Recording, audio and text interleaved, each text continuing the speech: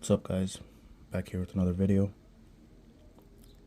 In this video I'll be inking the rest of this Tarazan piece. Wait, let me zoom out.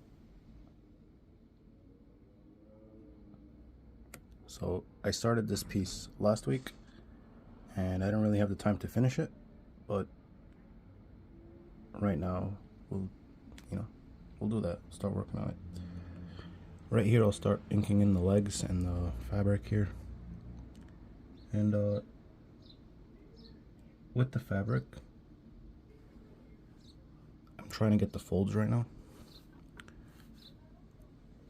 And the thing about folds is that they can get distracting. So the thing about folds is that you have to understand where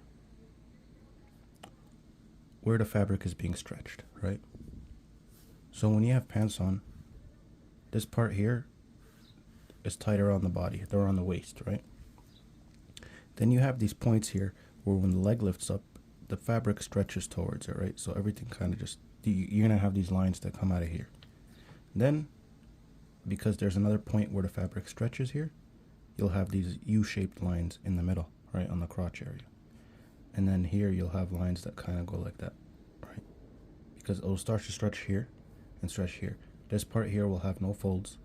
This part here will have stretches. This part will have stretches too. This part here will have not much folds like the part on the top here. So that's the thing about fabric.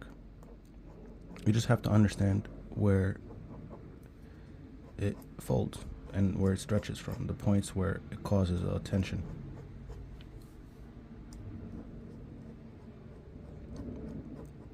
It's like points of tension on the fabric.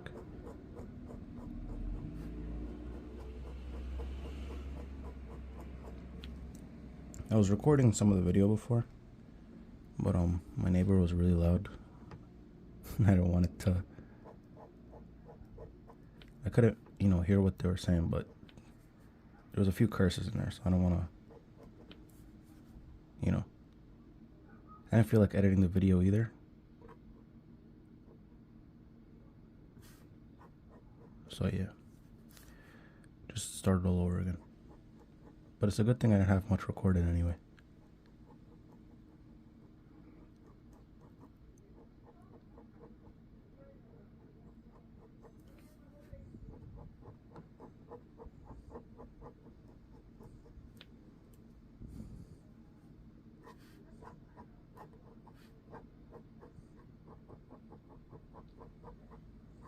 But yeah, here you can see the fabric. The parts in the back are the parts that, kind of flip over. Like here, I could draw some more. It leaves like a shadow. So it gives this illusion where the fabric is, now there's a three-dimensional aspect to it. And it gives like a nice effect.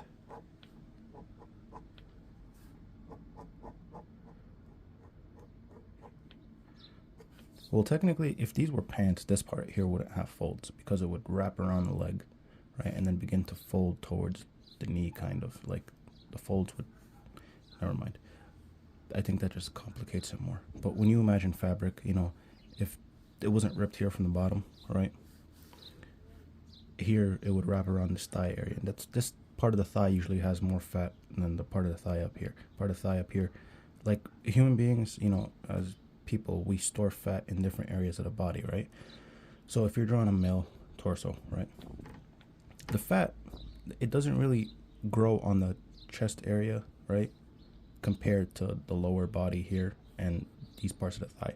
For women also, like for women you'll see more fat around the hips, right, and around the thighs too, and also around the stomach area also, like because I always see like in cartoons and stuff, of course, like in cartooning is different than if you're trying to draw more realistically. When they draw figures, it's always very like muscular, and they always neglect like the areas that would have fat on them. Of course, here it's kind of the same thing. Like I'm drawing Tarazan here, he's really like, really muscular. But usually like when you see fat on the human body, it's usually the thigh areas, the butt, of course, and lower stomach is where it appears first, right? So when you see sometimes people draw the abs, they'll draw the packs up here, and then this area will be more fat, right? Or sometimes on the side of the hips here I added some of that, or else I would have just, but I always feel like when you don't draw the fat, it leaves like this unnatural looking stiffness to the figure, right? And but yeah, it's like you kind of have to imply it, right? You can't have every single muscle be looking all like rectangular and prism like. It's got to have some roundness to it. And some artists don't like doing that, but some artists, they do it correctly. Well, it depends. That's why you got to do a lot of like, draw from pictures and stuff, and try to understand human anatomy more. It's not easy. Still working on it. But yeah, what was I saying before? Yeah, so when you wear clothing and you look at it, you have to, kind of recognize where the parts of the clothing will be like stretched because of the fat, right? So around the thighs, sometimes you look at the pants, you'll see the thigh being more prominent through the clothing. So, but that's if the clothing, of course, isn't ripped up like this. When the clothing's ripped up, it just has its own rules, right?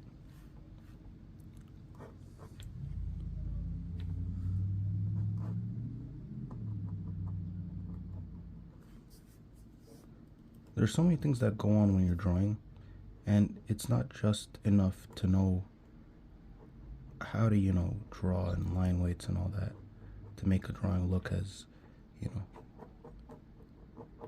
not the word isn't realistic, but to make it look as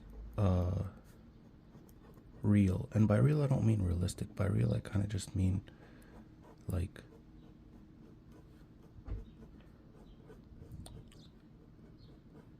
natural, I guess. I don't know.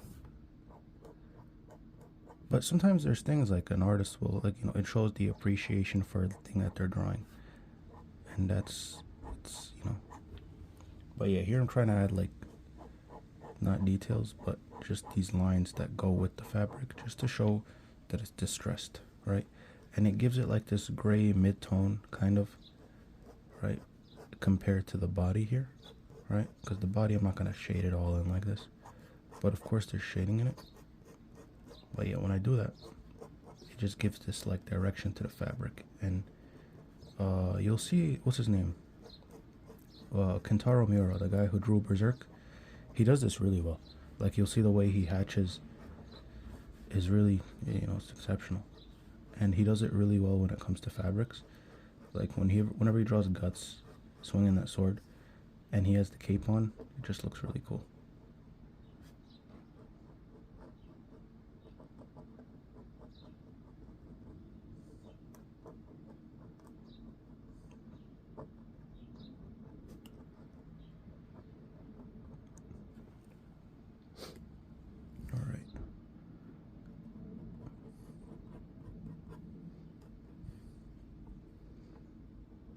And solidify some of the shadows in here. Let's stand out from the rest. I should draw the leg first, honestly. Yeah, so let's draw the leg. Remember, wherever stuff converges, more shadows. So it's muscle right there. Muscles there. And the thing about the legs is my anatomy is not that good with it. So sometimes I'll just cheat it, right, and put more muscles where there are no muscles. And I know that sounds a little dumb, but I feel like it makes it look cool sometimes. Like that right there, I think that looks really cool. But like, I don't know what muscles those are, but it just looks like a stronger leg now.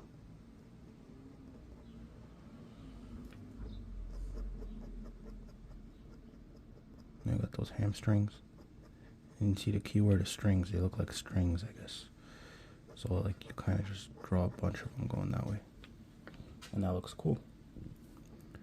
And then you got like the quad right there.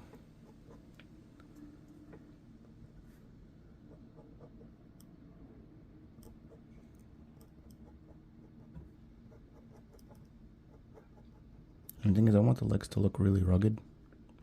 Because, this guy is, if you're just swinging and running through, dense forest, you're going to have some rugged legs, and feet. So, especially if you're barefoot the whole time. And that's why I'm not doing a straight line. I'm kind of just, roughing it in. Kind of gives that effect of like, it's rough, yeah. Couldn't think of a better word.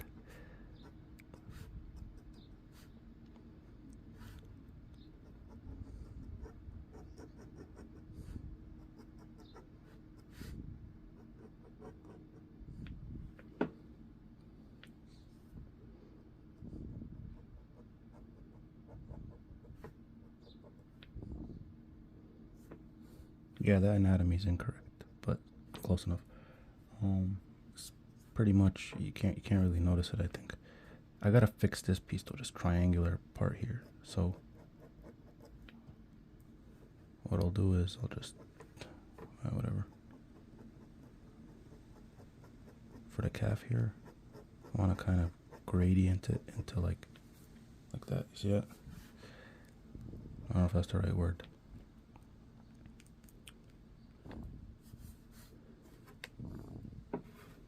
But yeah. Now I'll move on to the next leg.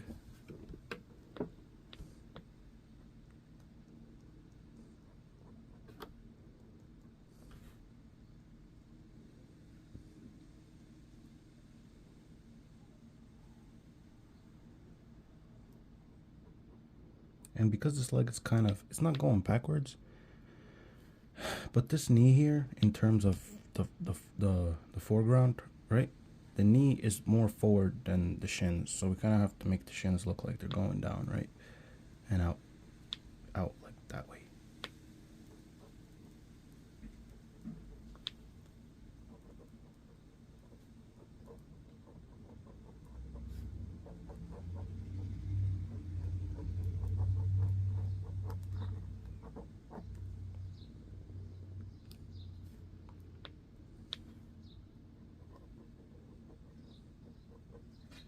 Yeah, you see when the quad goes in and it's really being used, like here it looks like it's bearing the weight of the the body.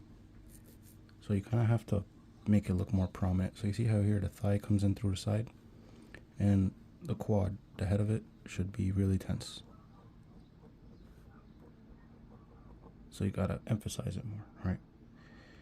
Give it some shadow on the parts that kind of bulge more. So on the side maybe. Parts where it converges with the other muscles. So it looks more prominent like that.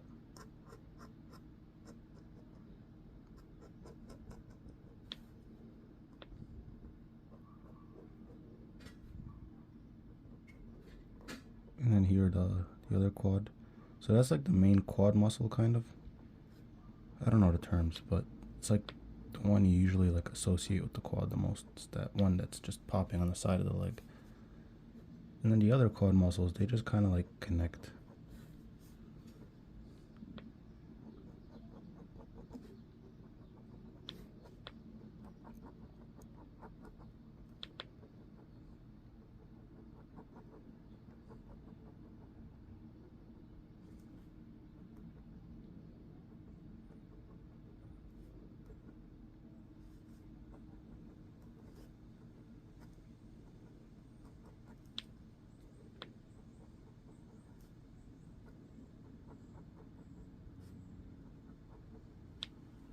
There we go.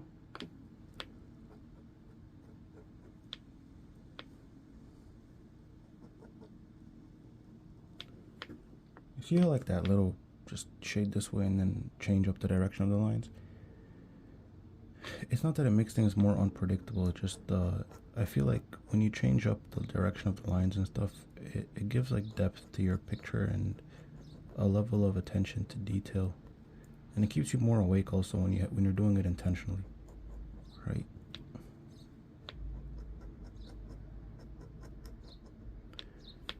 Yeah, I want to make sure that it looks like that fabric is really getting off the leg, right?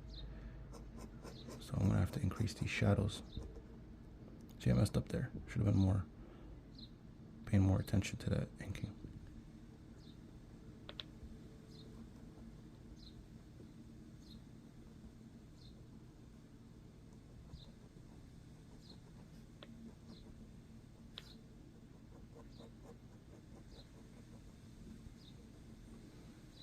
Yeah, so on this side of the leg I should increase the shadow, because I remember when I was inking last time.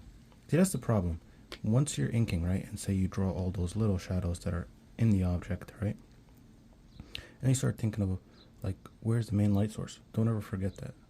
So in this picture, the main light source is over there somewhere on the top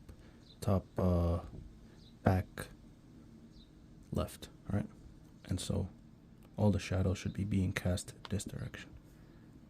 So we'll go ahead and do that now. So increase the shadows all that are on this side.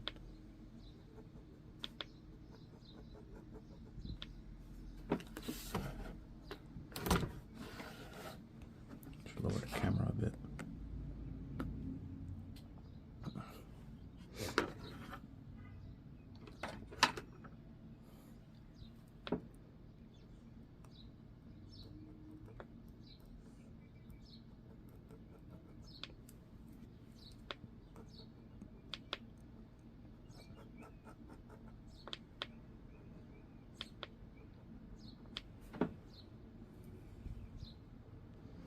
Now I want to add some more detail to the cloth.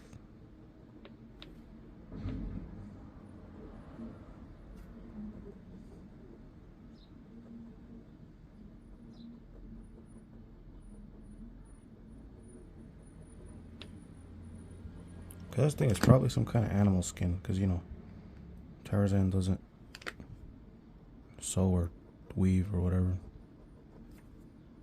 Well, actually, no. In the story, his parents had a shack in the forest that that his parents died in, and when that happened, he got some stuff that they left behind. Like I think it was a knife, and one of the apes they tried to. Well, I'm talking about the book, not the movie. I forgot what happened in the movie. I watched the movie when I was like a really little kid. But the book is really different. Tarzan and the Apes is very different from the movie. Not very different, but some parts are different. I think in the movie he was dropped from an airplane or something. Or was it a boat? I forgot. But in the book it was like a ship. Well, the parents got abandoned because they were on a ship and the ship had a mutiny. And like they became pirates or something, and then they dropped off the parents on a small boat, and they told them to just go wherever, and the parents ended up on this. They ended up somewhere in Africa, and they weren't specific where in the book, you know. But yeah, and the parents tried to survive there for a while. I think it was a year they survived, and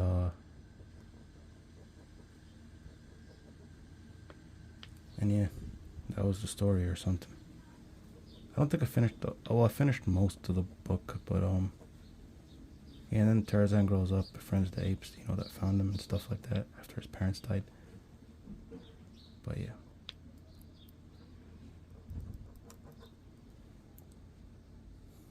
It's a dumb story, but it's really well written, you know, for its time period.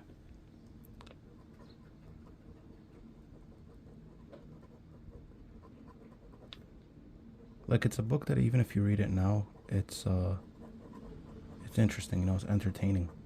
Like it's written in a way that keeps you wanting to read more. And you can't say that about a lot of books, honestly. I mean, personally, I get really bored when I read. I know that's not a good thing, but it's our generation, like the young ones, you know. Well, I'm 25, it's not that young, but it's young. But yeah, reading can get boring real quick, especially because we grew up, you know, watching TV and being on the internet, so it can get boring. But if you want to read like a fun little like fantasy story, I guess Tarzan and the Apes is a pretty good book.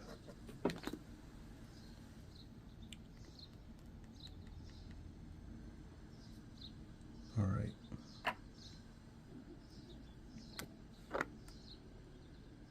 It's a really old book though, you know, so the language is a little bit different and stuff. Of course it's still in English, but, you know, it feels different because of the time. Alright, I'm going to have to try now to get that background correct. Not the background, the foreground. So first I got to draw where Tarzan is standing correctly. Try to get those details right and everything. Try to make sure that the character connects to the ground correctly. And so what I'm going to have to do is I'm going to make sure that tree is drawn right. So I'm going to draw vines on it and stuff.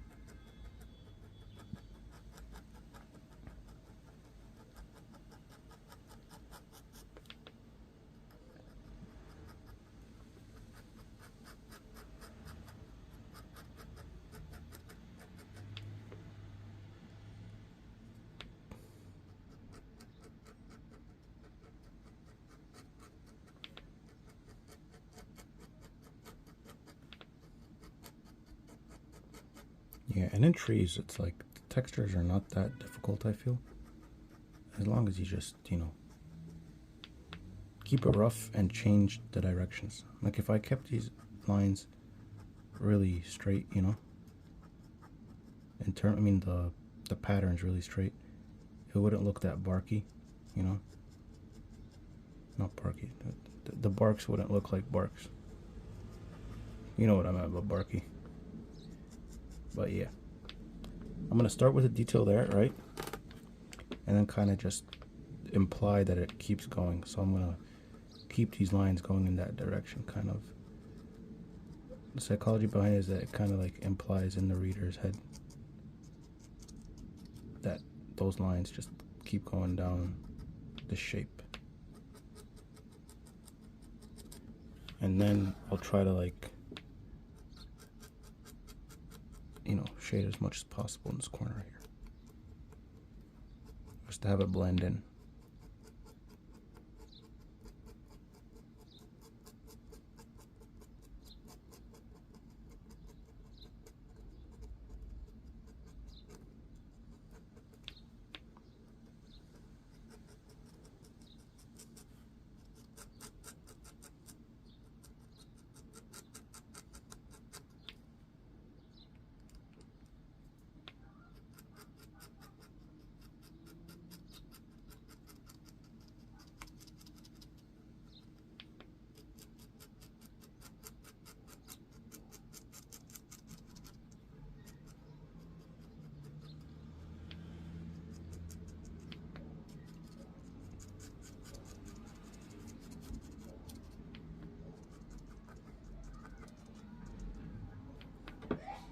Alright, that seems like it's, bless you, somebody sneezing outside. I don't know if the sound appears in the video.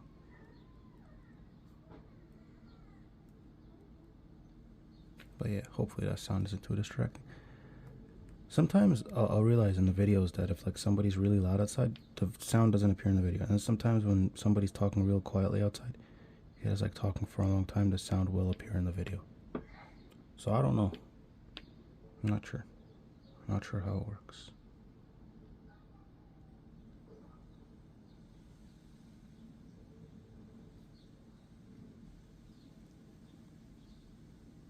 So whenever drawing decayed matter, kind of just draw whatever, like a rough texture, and then I shade in part of it, very scratchy right? And maybe even because these bones are in this lion's layer, add some gnawing marks on them or something, like that. And the vertebrae in the carcass right here, draw them in like that. Kind of just implying them. So the thing about vertebrae is that I think in each animal they kind of look a little different. And so here I'll just draw them like that. And then I'll shade in the inside.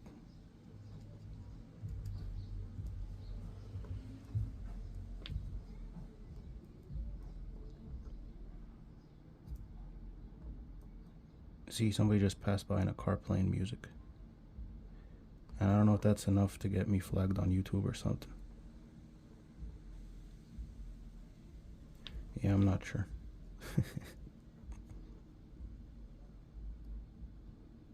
So if I'm uploading it and then it says YouTube, the AI thing detected some kind of copyrighted sound in there, I'm gonna be annoyed. So if this part isn't cut out, then thank goodness it didn't get censored or whatever. Not censored, but didn't tell me to get permission from the copyright holder or whatever. That's the annoying thing about YouTube. But yeah, you could see here the bones are kind of beginning to take shape, take form. And you see how the shading here is lines? Keep the shading in this one dots and it creates some type of contrast, right? It's different patterns create different kind of I think that's because we're used to seeing, as human beings, we're made to see camouflage stuff more. It's hard to see camouflage stuff, but once there's a pattern in the camouflage, it's just easy for us to see it. I think that's because, you know, as humans, we're hunters. You know, we've been hunting ever since we've been on this earth. So it's like, you know, if you could see different patterns, you can locate stuff. You could track an animal, you could locate it better. There we go. I'm gonna try to increase the shadow on this side for all the bones because the light source is over there.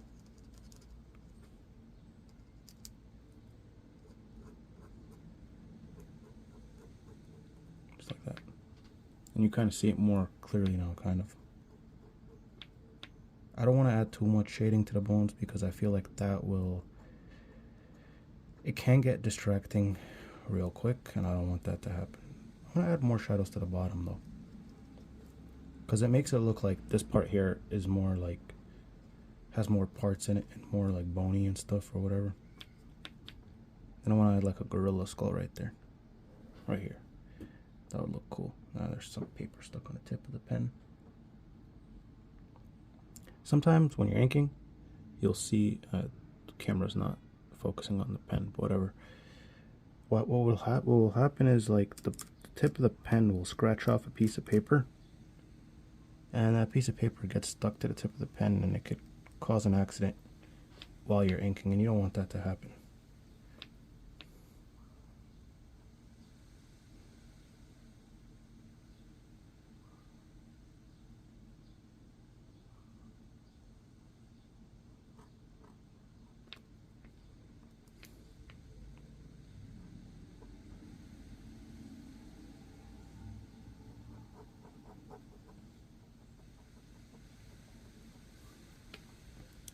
Yeah, actually no, I can't have grass coming out of. You know what? Screw it. I'll draw grass over here.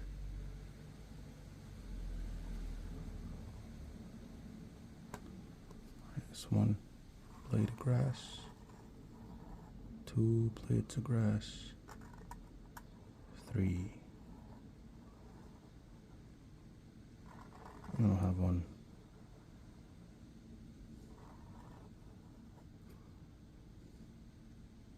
I feel like it's out of place.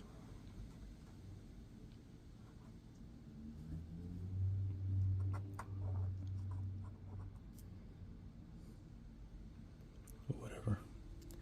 Add some mushrooms or something.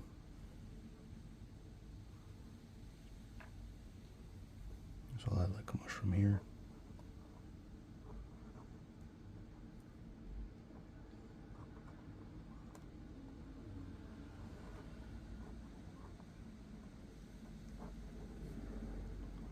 Add some more grass.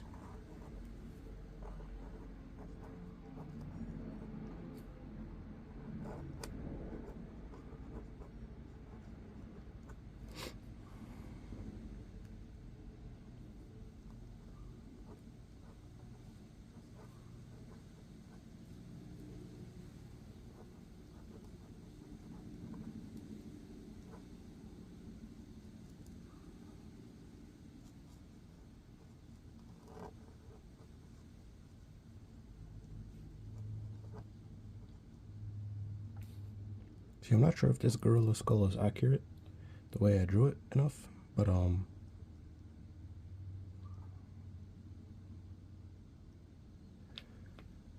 think gorillas have like some kind of a crest in the skull, so I kind of left one here. Most apes have a crest, I think, because the jaws are very strong. Because like the jaw muscles will connect to the top of the skull or something.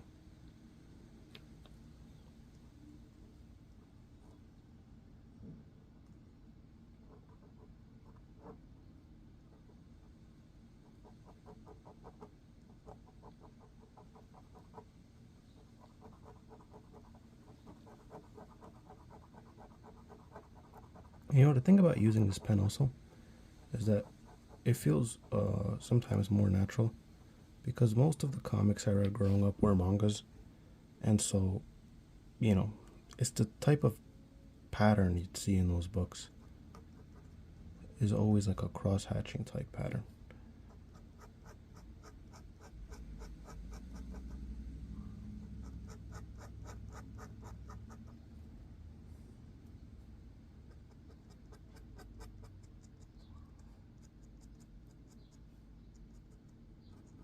I know I said I'm going to leave that part blank with no details and stuff, but I feel like it's necessary a little bit right now. Maybe I'm wrong.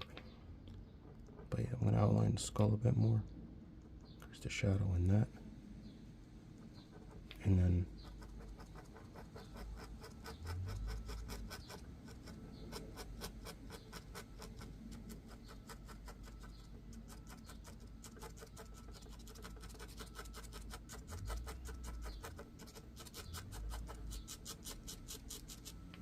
alright, that's a little bit better. Now I'm going to add like some grime and, you know, dust and decay to the skull. Just make the teeth a little bit more rugged.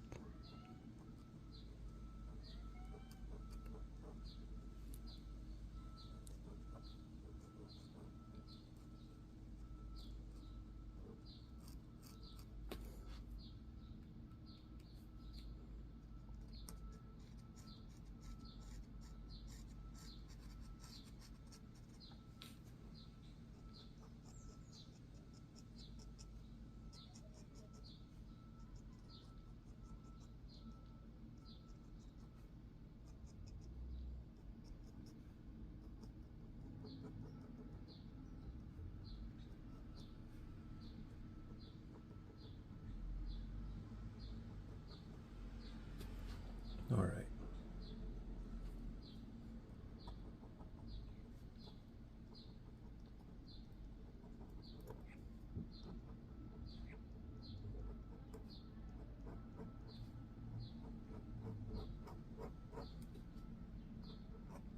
See, this video, I feel like feels more like it's about environmental stuff than drawing a character. But that's the thing, if you want to draw good characters, what do you have to put around them? Good environment.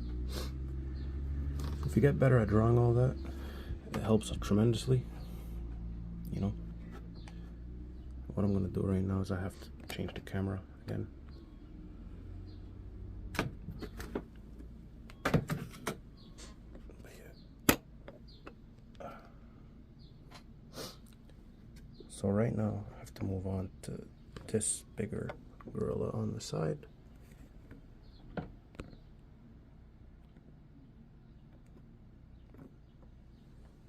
Should be easier because it's a bigger shape now.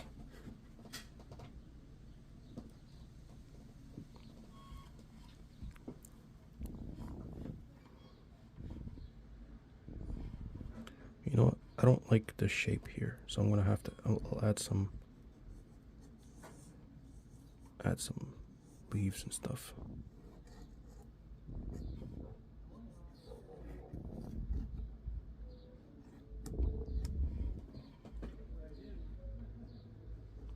So shade in the leaves between the leaves. I feel like I rushed that shading a bit. I got an idea. I'll add like the lines will be the direction where the leaf kind of grows.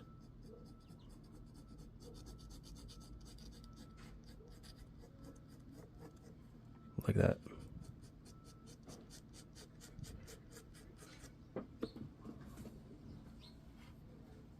Forgot to do that technique before for the other.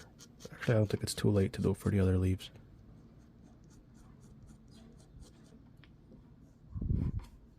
But yeah, we'll do that to leaves on the inside. And then the leaves on the outside, like a light pattern.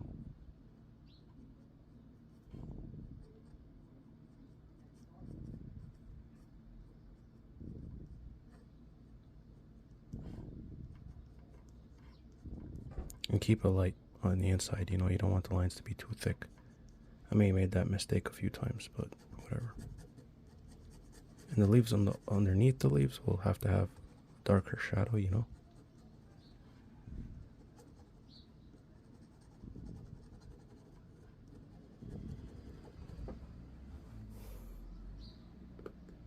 Because that's the thing, the shadow, I mean, leaves aren't just, you know, one whole conglomerate of things. I treat each leaf as a different thing, you know. Well, not all the time. Sometimes you're gonna have to do a high contrast, big shape, and you imply that there's leaves in it, you know. And then sometimes you gotta do like a,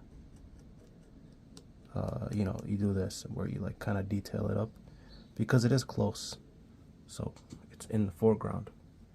So I'm gonna have to do is I'm gonna have to go in and outline it again just to make it look more prominent, its own shape, you know,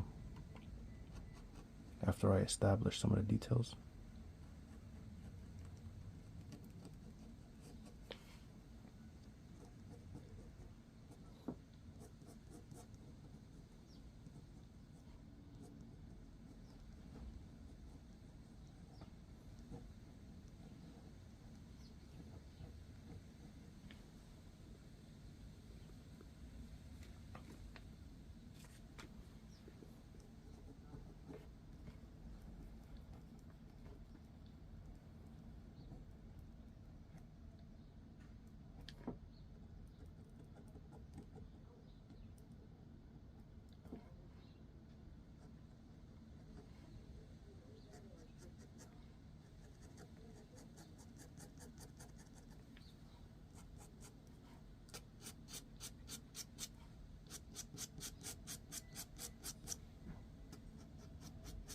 And some shadows just to pull everything together.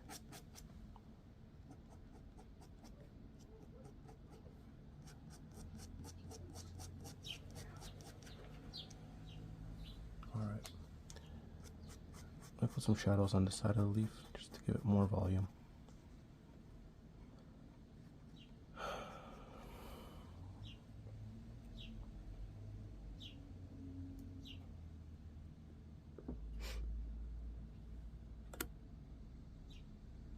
Alright.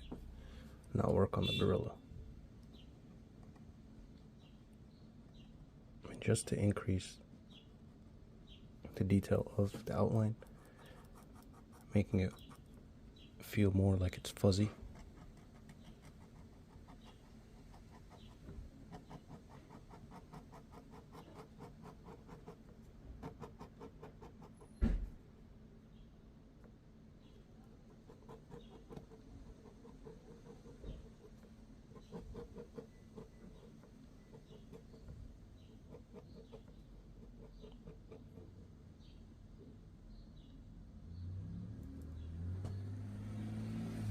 Now, while I work on that mouth, right, and make sure that it's, you know, I want to make sure it's creepy. Looks like it's decayed a bit, right?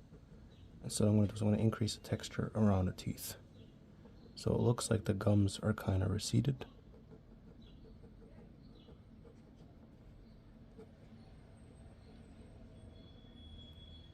And when that happens, it gives it this creepy zombie-like, well, it's not a zombie, it just looks like it's dead, right?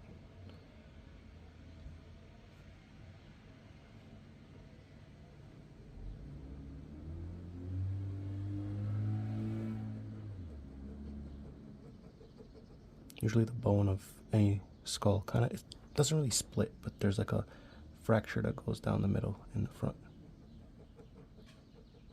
And then you see those scribbles from the pencils, so you can always use them, right? And when you use them, you can use them to, like, you know, guide you into doing cool, like, weird shapes, right, that you wouldn't have gotten if you were drawing really tightly. And so here you see, like, I got these weird shapes here. You can just fill them in like that and see what happens, you know.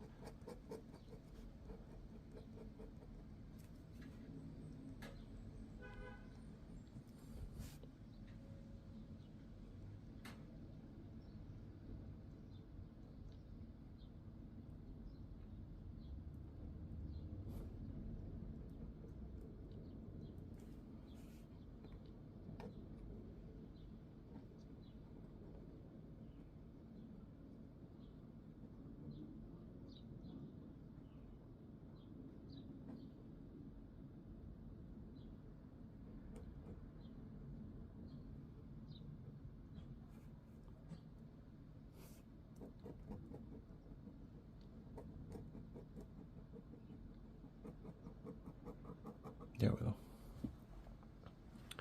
Looks a bit creepy.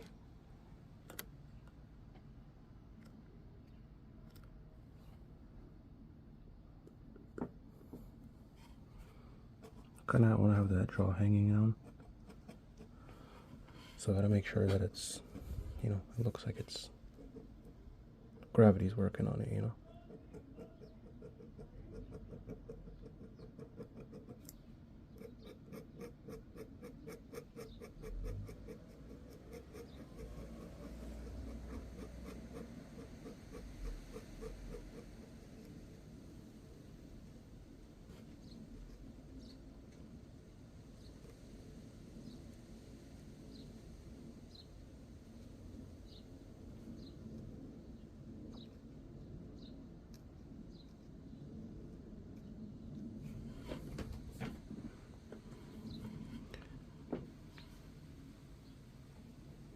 Now, to think about drawing anything that's like, you know, kind of gory or, you know, kind of violent to a degree, is that there's a lot of abstract shapes that go into it, you know, because it's just falling apart and stuff.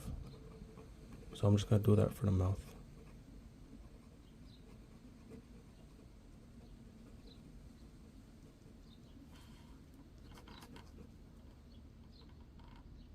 Kind of have to guide the gums in there, and then we'll do some light shading so it looks like the teeth are attached to something. I almost dropped the ink right there. Whoops.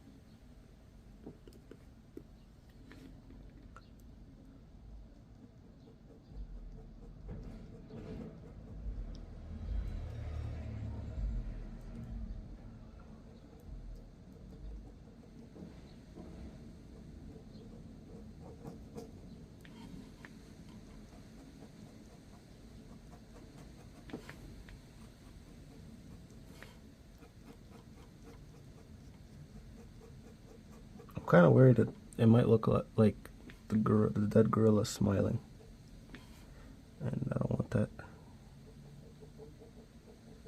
Sometimes dead things do look like they're smiling. When you look at a skull, it always looks like it's laughing.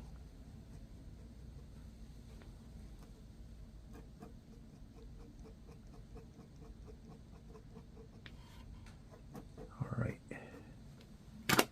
there we go. Now the nose. Now the nose kind of takes the shape of like the cavity that's there. So I'm just gonna leave it at that.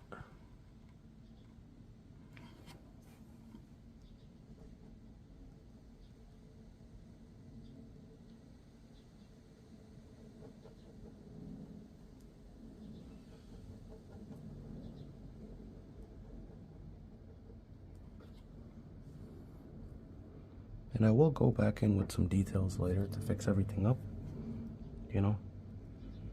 But for now, just kind of leave it. Yeah, actually I am cleaning it up right now. But yeah, let me just start the eyes now. I don't want to waste too much time on that. This video might be like an hour and a half.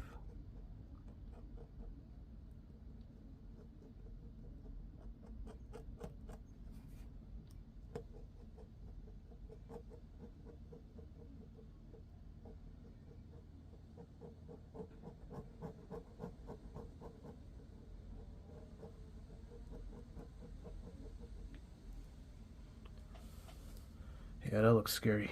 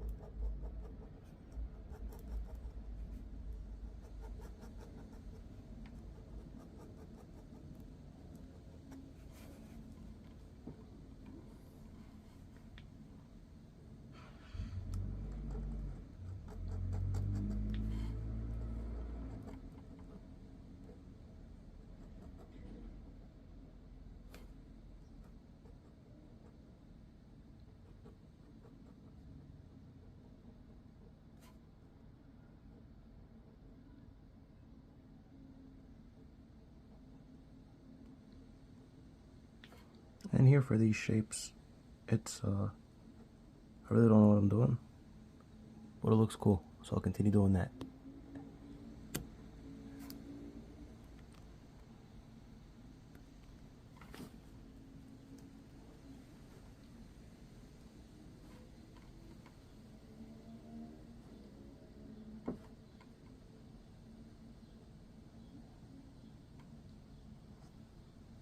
Alright, now it's time to just, start shading in and see what happens. So keeping my light source up there.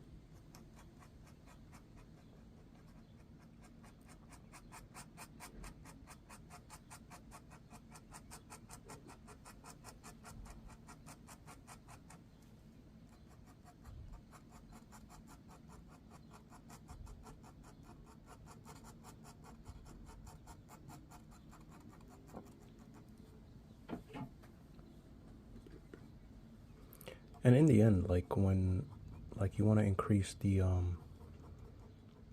what's it called, contrast and stuff, you could go in some ink wash and use like a mid-tone for the stuff that you want to stand out, away from the light.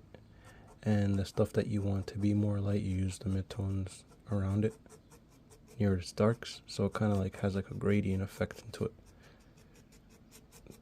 I should try to explain that by showing how it's done.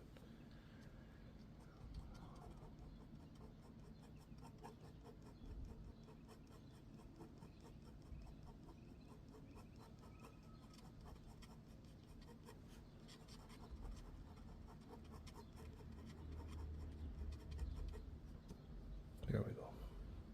Looks better up close. Yeah, it's just some things on camera just don't look as good as when they do in person. I don't know how to describe it. It just feels like when the camera is showing it, sometimes it just feels like it's more sharper. And so the light around the dark lines, it just feels a bit different.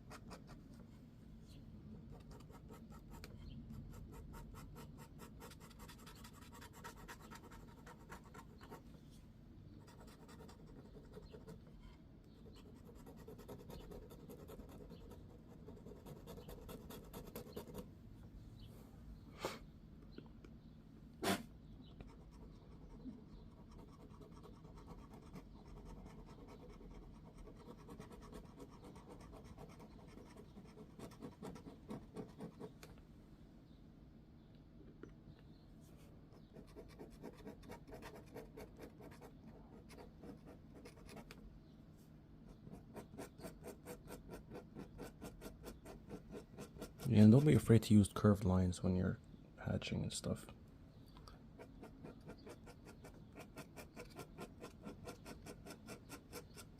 Then I want to kind of just blend it in somehow into those leaves. Or I could just, go completely black. So that's what I'm going to do actually. I feel like that's a better idea.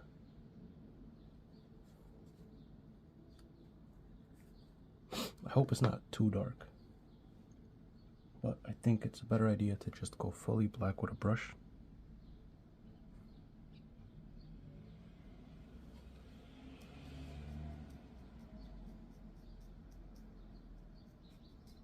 I should have washed this brush from the last use, but whatever.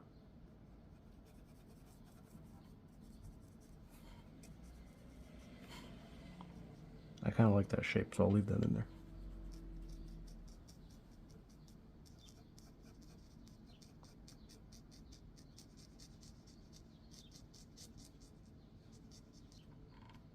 Add some black in there.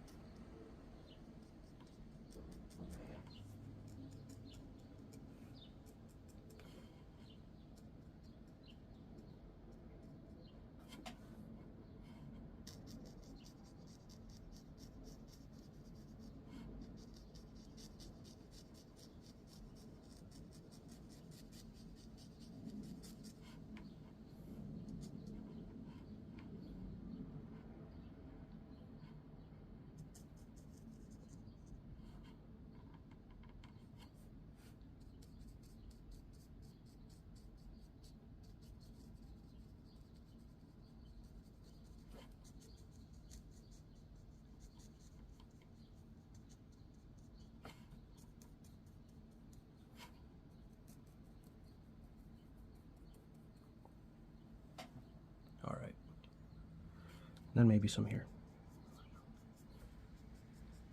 And kind of just dry brush it into those shapes right there. Kind of stylistically do it, you know? You don't want those brush strokes to look like they're unintentional. Now I want to dry up the brush a little bit. And just go in with the dry brush.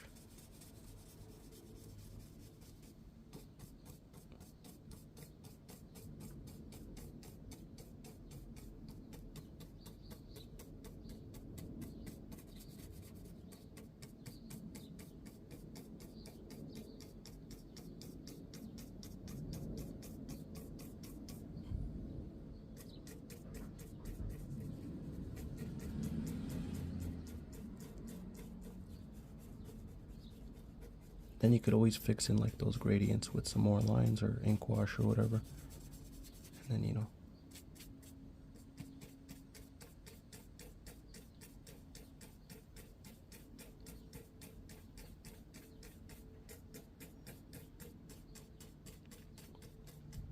Oops, the camera was so focused out.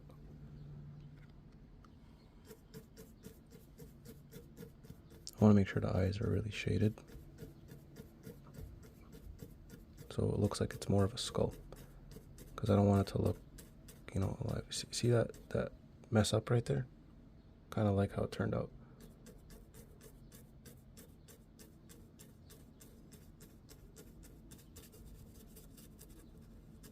Oh crap, that's a bit too much.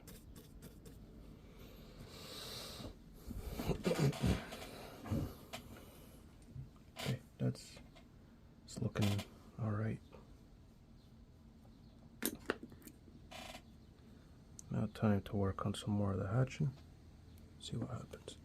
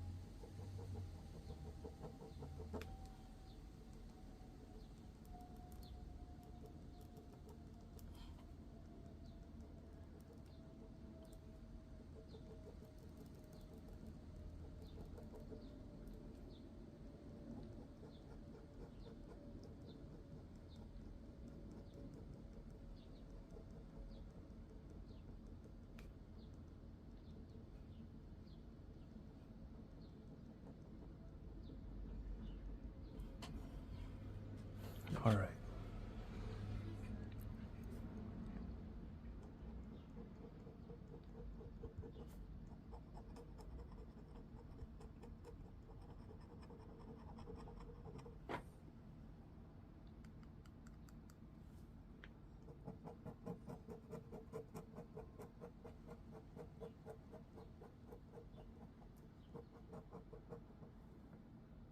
That looks rendered well. Okay, that's good. Now I want to make it look like this part here, like it's flesh or something.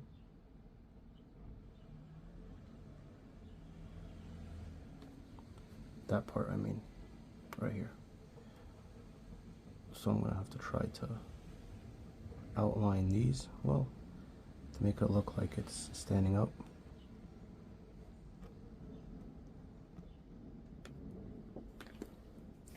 And outline these also, because I want to make sure the teeth stand up, because it's really cool, you know, to have them stand out. It makes them more prominent. It makes it feel like you can see it better, and that's the whole point. So yeah, now that looks better. And I'll go with like a mass of shapes and see what happens.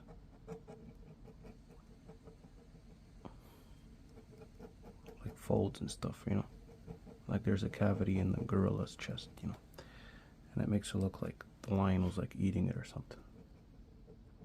And here we have like a broken rib just protruding out.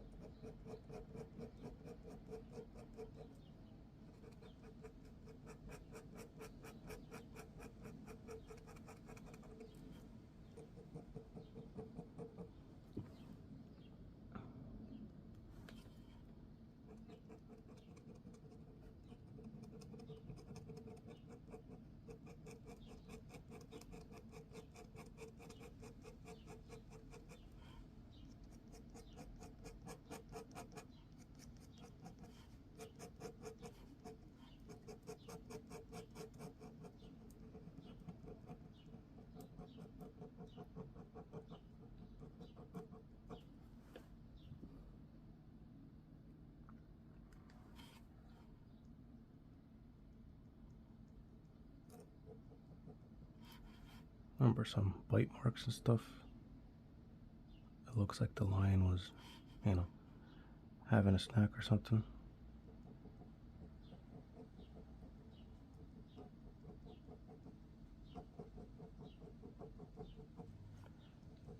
That's the thing, it's like you don't know exactly why the marks are there, right? But because you've seen things in your life probably that look like that, and so your brain just makes the association that, you know, that's maybe what happened. Like, I don't know, like a chewed chicken bone or something. All right, let's have like a smaller, like, skeleton here.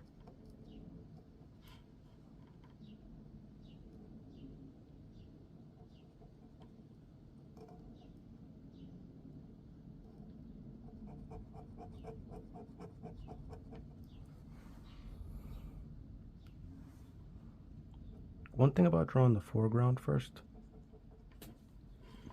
is that, like, the foreground of the main thing, right? It just feels like it's gonna be easier to draw the background later, you know? Because the foreground is what's paid attention to more, I feel. Well, totally depends, actually. It depends on what the drawing is, but, you know. But yeah, it's easier to draw the foreground first in this case, because there's a lot going on, and the background is just two gorillas, you know. So it's just a better idea to draw this first, because there's just a lot. There's just way more going on.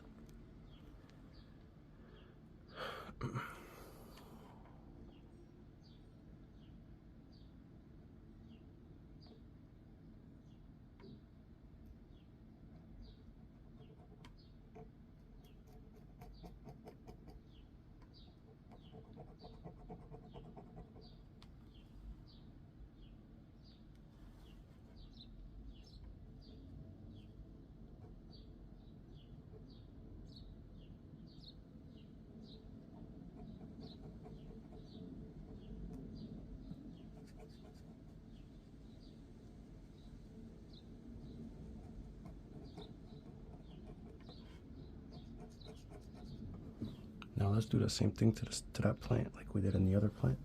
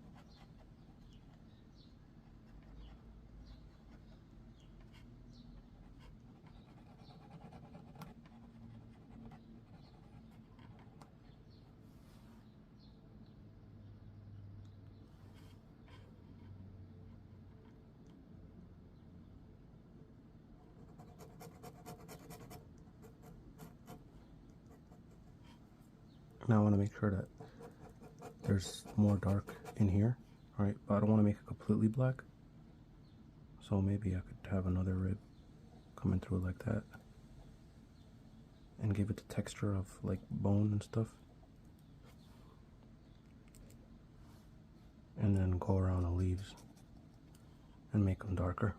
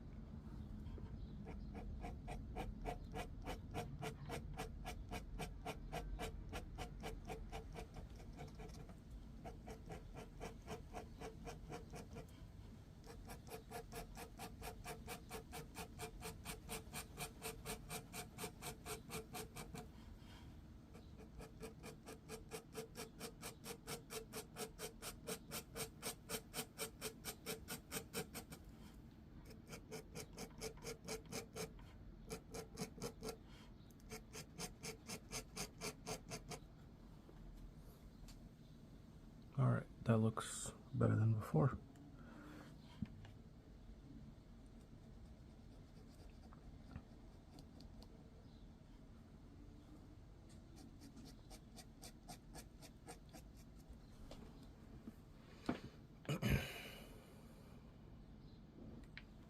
I want to try to increase the contrast around the skull.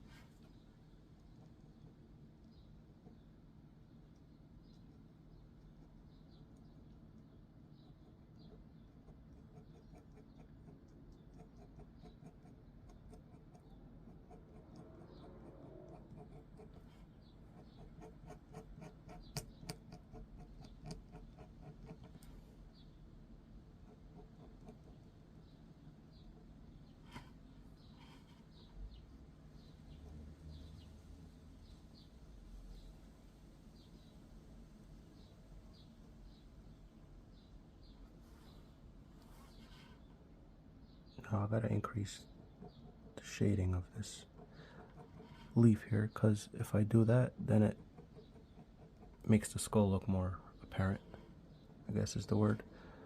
But yeah.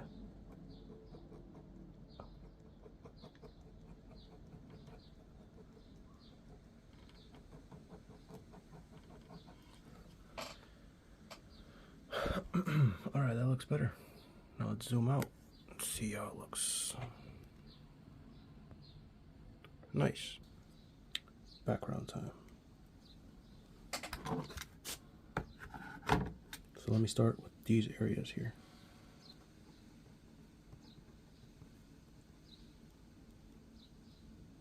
Some jagged rocks. Rocks. More rocks. Let me wash the tip of this pen here. You gotta do that once in a while, because if you don't, the ink stops flowing. And if you don't want to do really high detailed thin lines, you gotta make sure that ink can flow.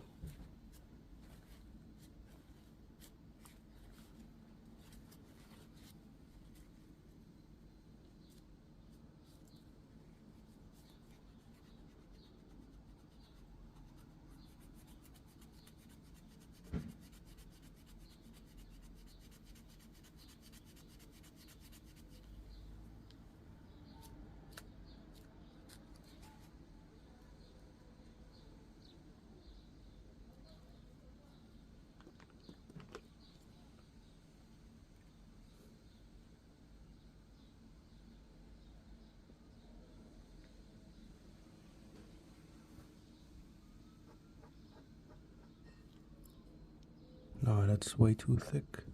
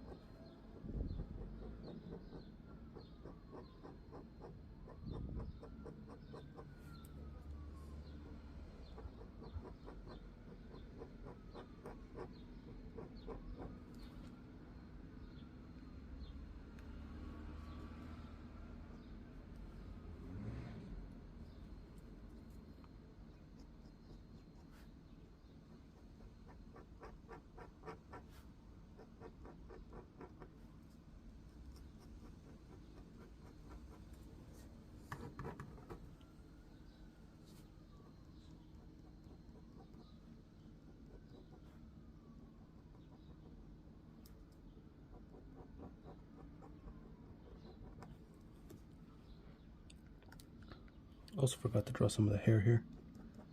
Just make sure it's fuzzy enough.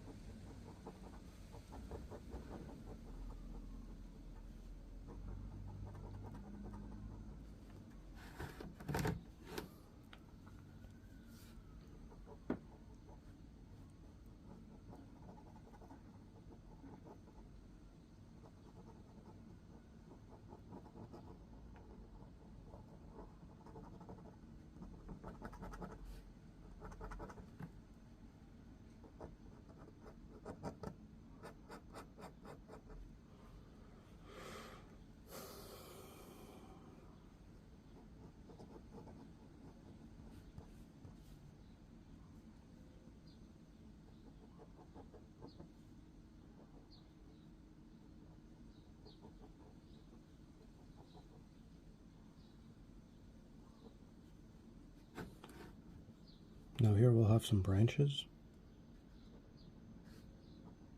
See how that works out.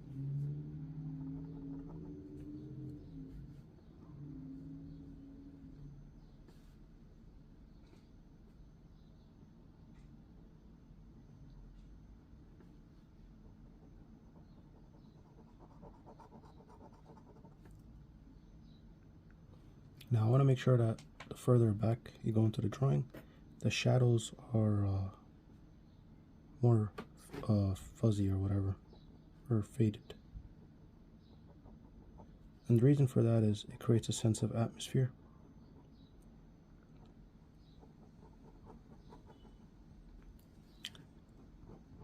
Because, you know, in real life, like when you look further, things get less clear, right? And when that happens, you know, things get fuzzy. So if you could kind of simulate that in your drawing, it gives a more natural feel when somebody's looking at the drawing.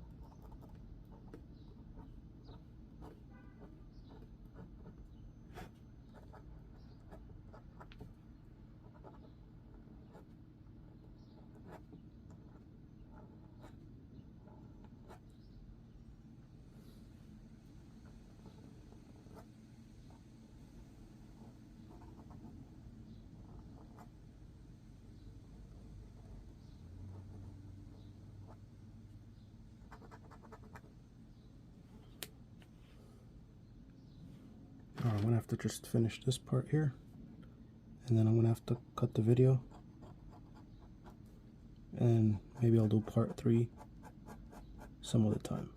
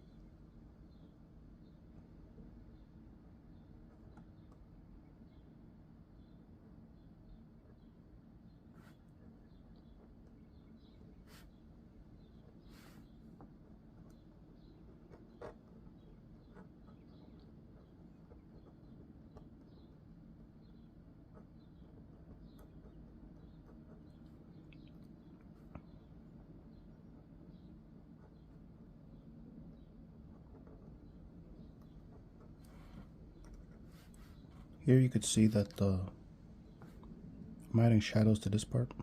Kind of helps it blend into the bottom of that mushroom cap. And I want to have the mushrooms kind of wrap around.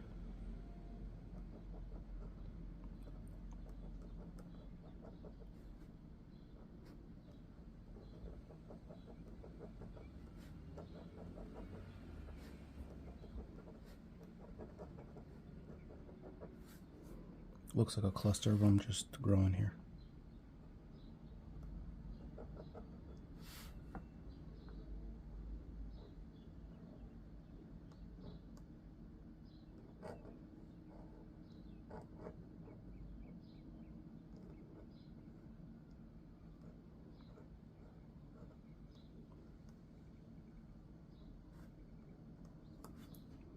And there's always those grooves on the bottom. And I think that's where the spores come out from. That's the way it spreads or something. The thing about mushrooms is that when you draw them, you gotta make sure like you show that they're weathered and tearing a little bit, you know?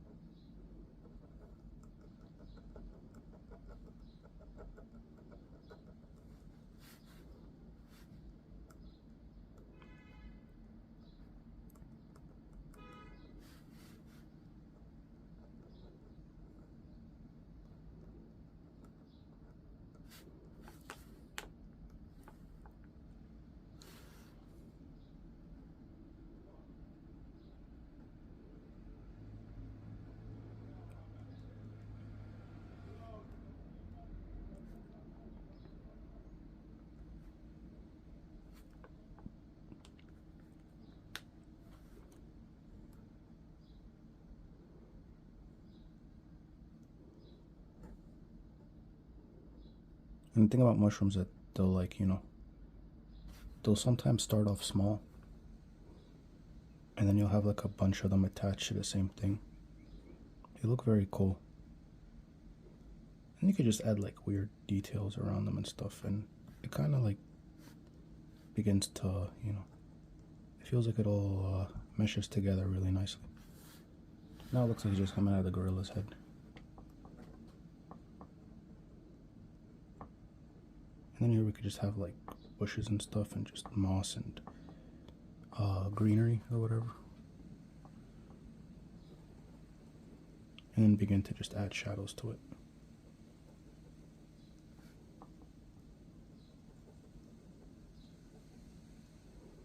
I might color this with some inks in the end. The concentrated watercolor is pretty much ink. See, it doesn't totally blend in with the gorilla. It looks like there's a boundary here.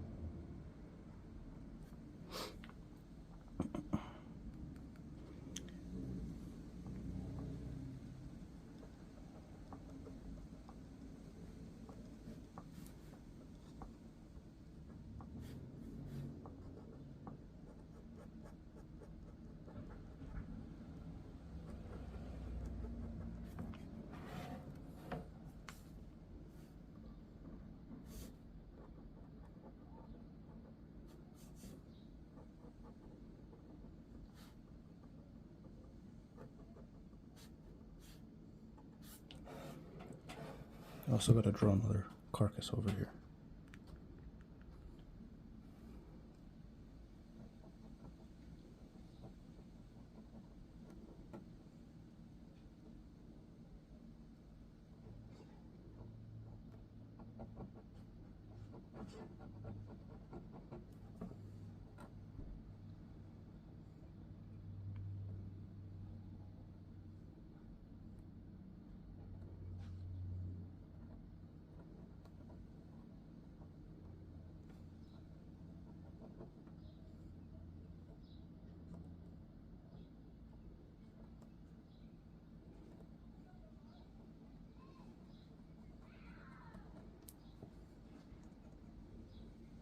There's some kid yelling outside. I don't know why. It's the spring now, so, you know, I like that. Everything, you know, seems more lively outside. It's nice. You know, people playing outside and stuff. Yeah, but here you can see drawing the crest again on top of the skull here.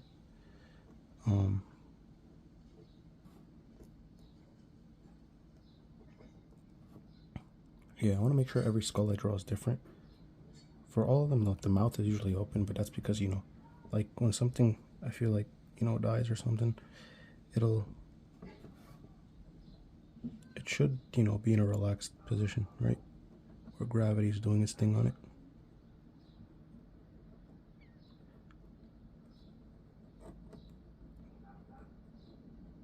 And then here I'll have like those like small lines and stuff where it just shows that the skull is kind of like part of the forest now, you know.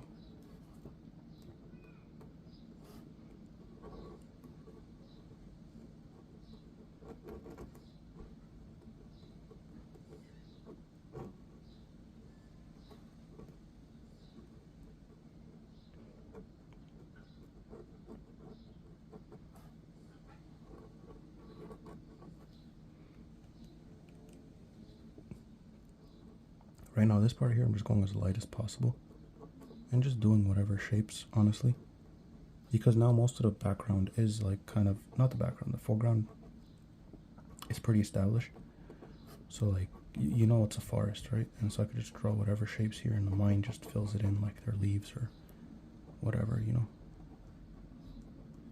or like some kind of environment, you know. Here I'm trying to keep it as scratchy as possible, and I'm going to draw like some kind of a rib cage. Looks like the bone is snapped over here.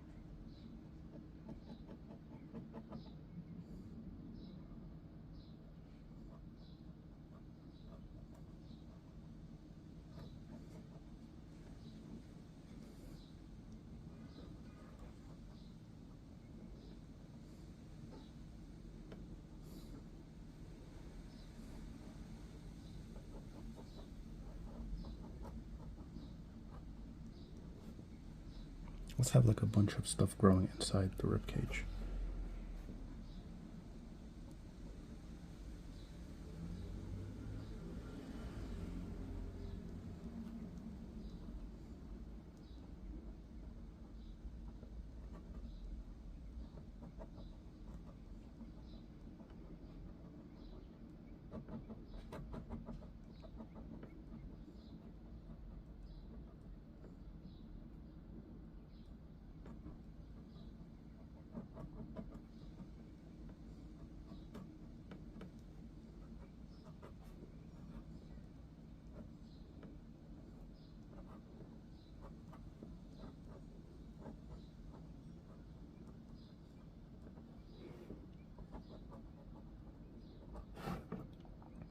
And here, like when you're drawing like dense grass, right?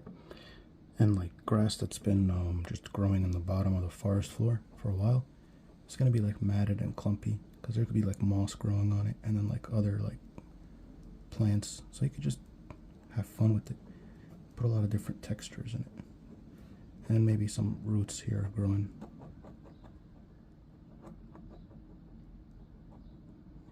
And weird textures underneath the soil.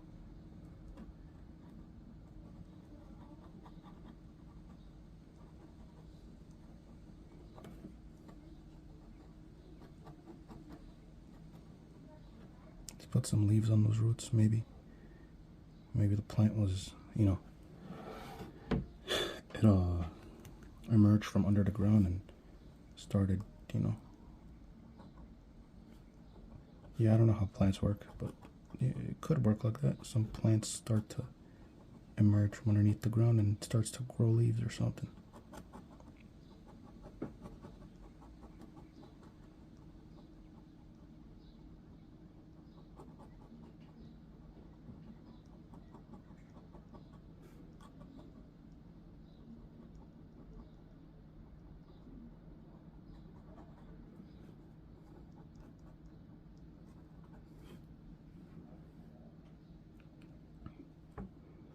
Almost running out of ink here.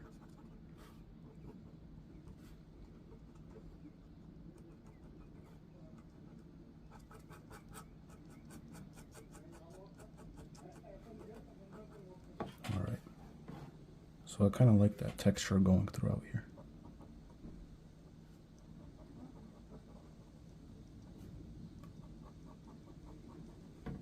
Alright. Just going to make some lines here to make it look like there's more stuff behind. Right. I just don't want to interfere with the shape of the figure here.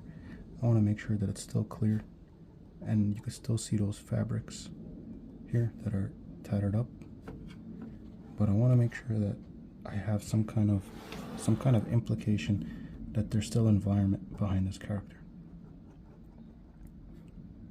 So what I'm going to do is I'm going to create this illusion of vines and trees and stuff, but it has to be very, very scratchy, very light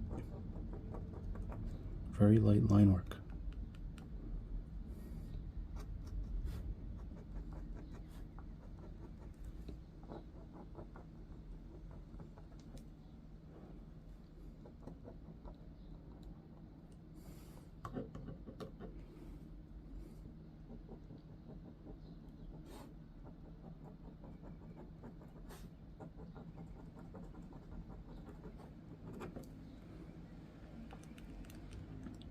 It's all about the line weights pretty much, in terms of making sure everything is not distracting, you know. Let me zoom out a bit. See, it begins to pull together now. I don't know if it's is it clear enough? I can't tell.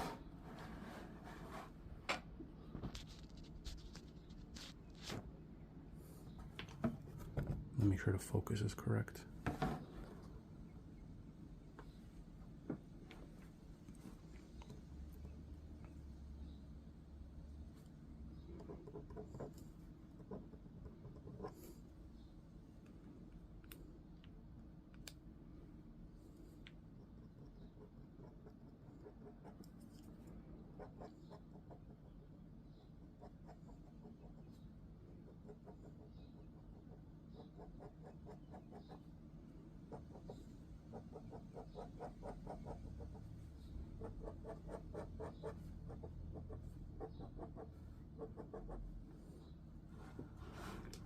Now I gotta finish that spear before I could finish anything else in the background.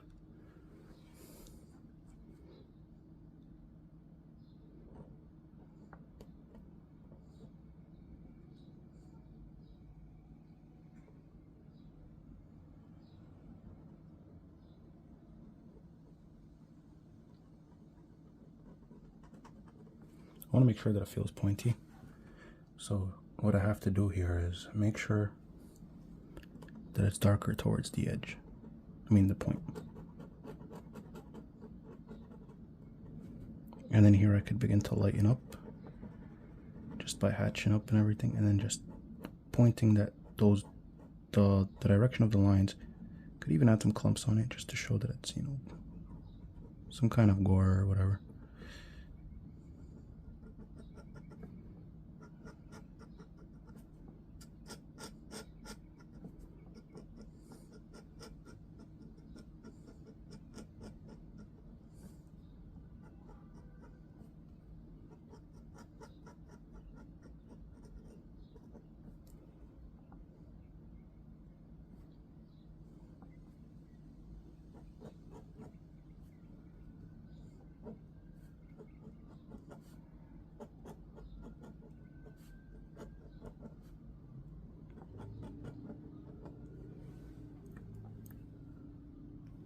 The thing about like blood or any kind of, you know,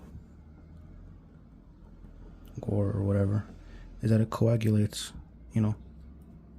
So if you ever get like a cut or something and you see how the blood is on it after it dries up, it's really gross and clumpy. So you could kind of have that gross effect going here.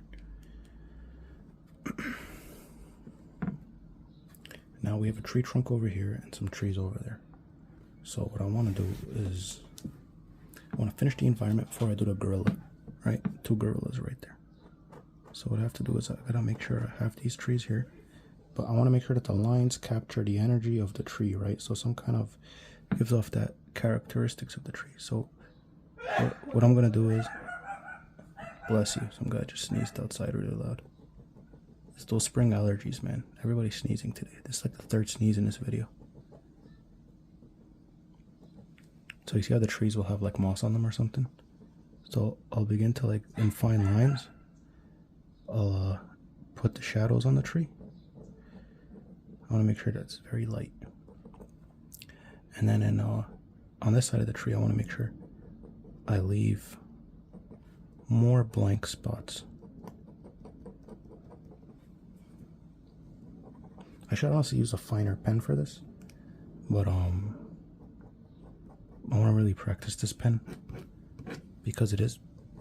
I don't want to waste time looking for the other pen and, you know, switching from pen to pen.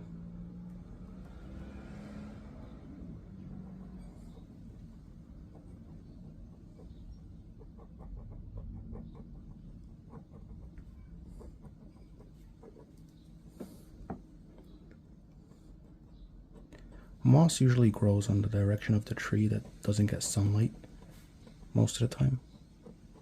So it's usually the side that's going to be darker. So that's what's cool. You could add more texture on the dark side of the tree.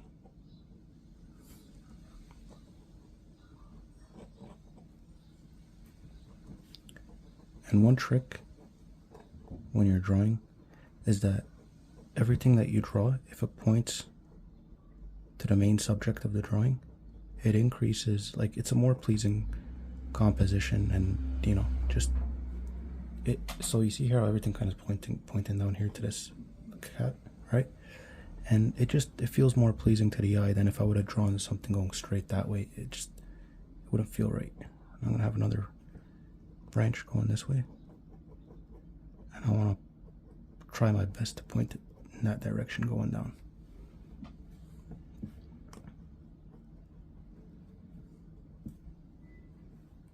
Now I want to add maybe some vines and stuff.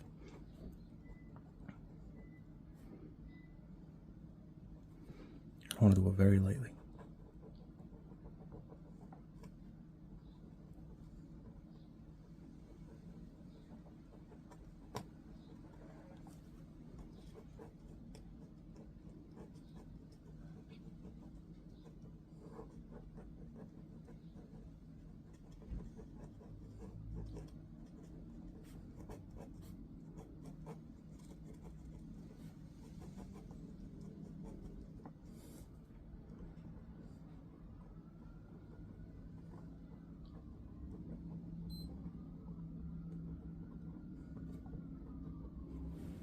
Alright, see how light it is? It's practically scratches, right?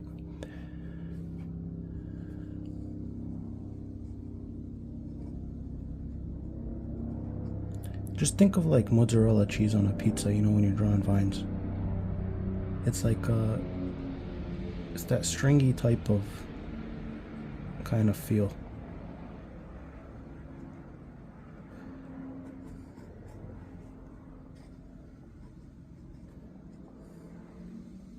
And maybe you could even put leaves on it and stuff.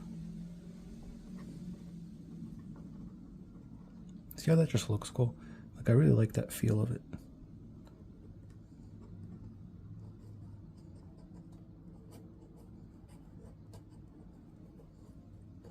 Then maybe even some vines that wrap around it, right?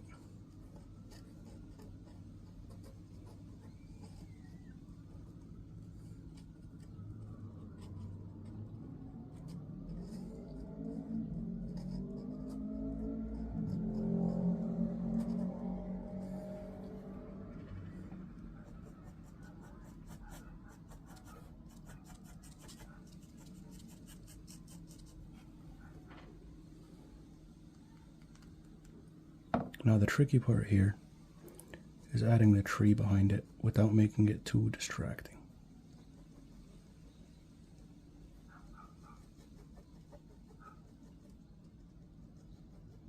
Just implying that there's a tree there.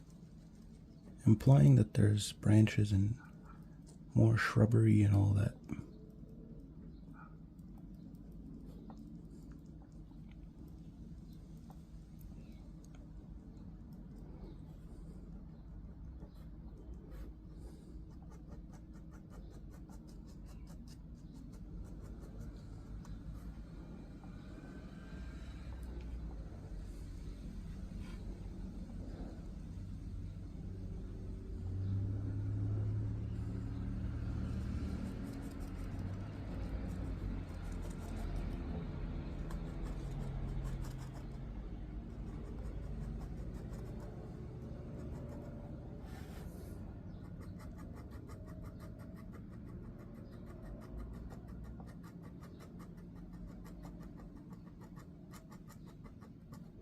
And then here I want to add like a pattern of the tree, right?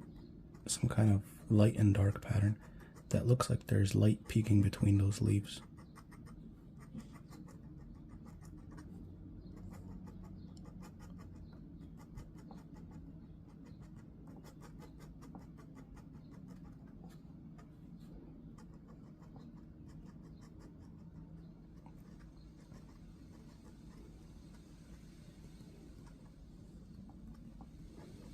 Then add like branches and stuff. And some shapes. Maybe darker shapes in the areas where it's more dense with leaves.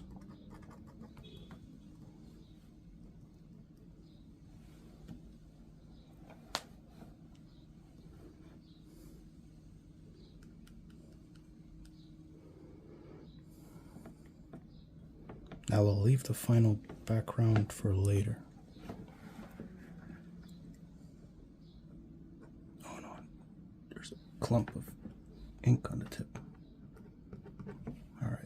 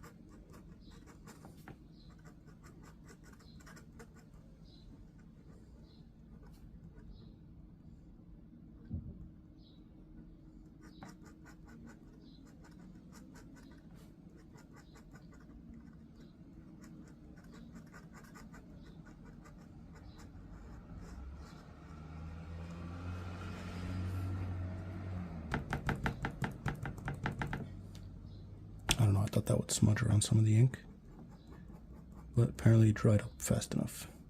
The weather is warmer now and I leave my window open, so it feels like ink dries faster. In the cold, it feels like the ink don't dry at all.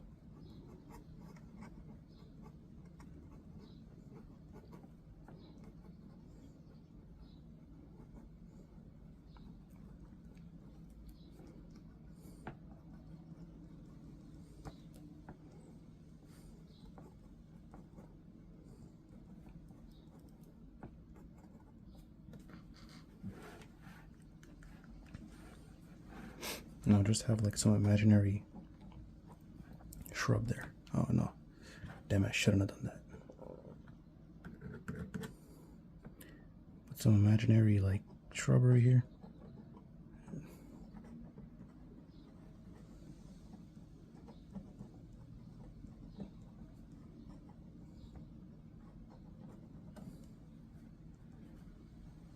Let me increase the outline of this mushroom so it looks more, has some texture on the top, so it looks more solid, you know?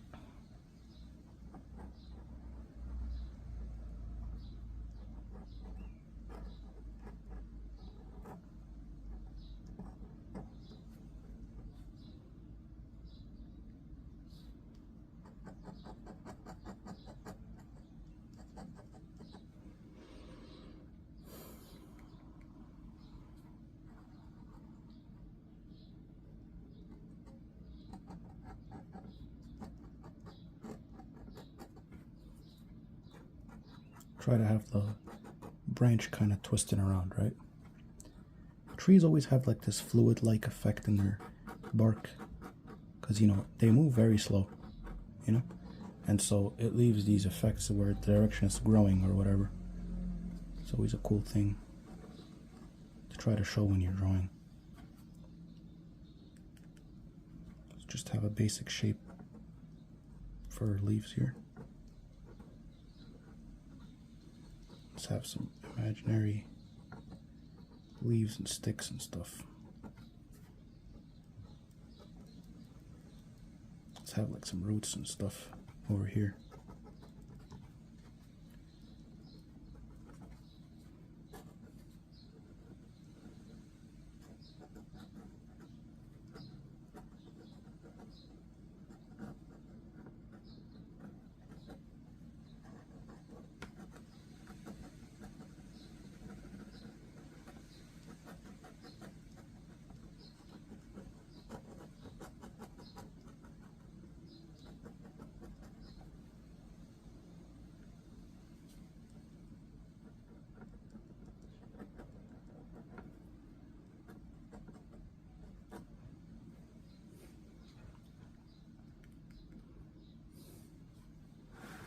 All right, more vines and stuff. Just repeat that pattern so it doesn't, you know, you don't really want anything new once you get this far into the drawing. So just increase that pattern of just vines and shrubbery and all that.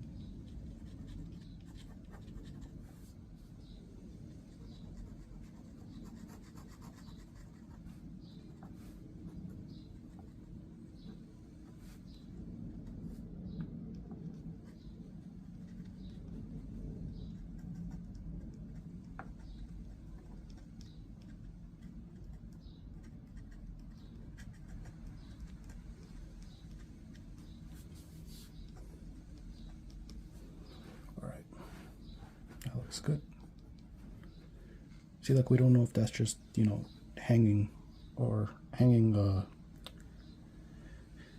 greens or, you know, a big tree. It could just be a big tree also. You know, let's put some bark under there, make it look like a big tree.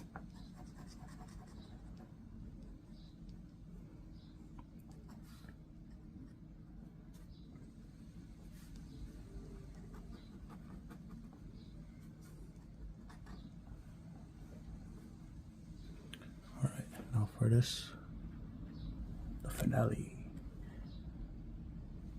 Finally happy getting to draw these two. Okay.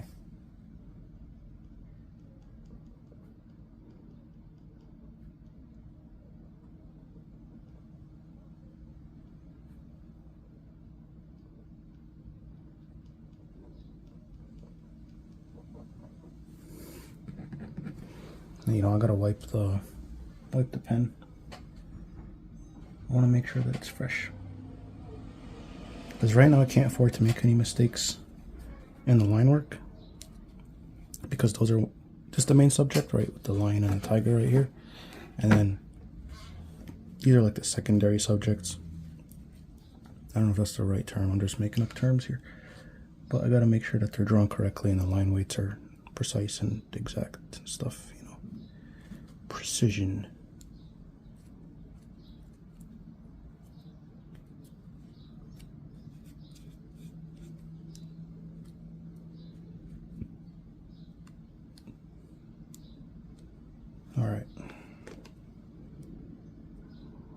Seems clean enough now.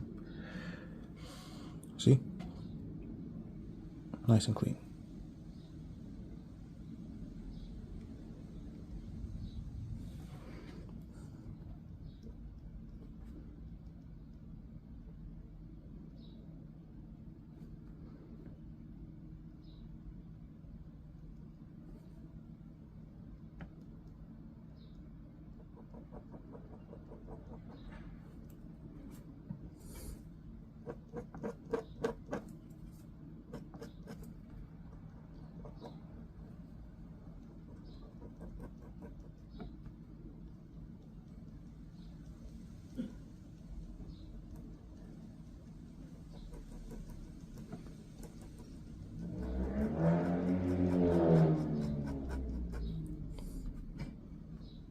Not sure if you could hear that motorcycle. Sounds cool. I always wondered, like, if somebody rides a motorcycle, right? Can they still hear the traffic?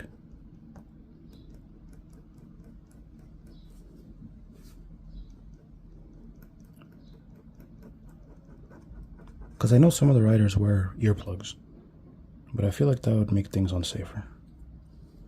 I don't know.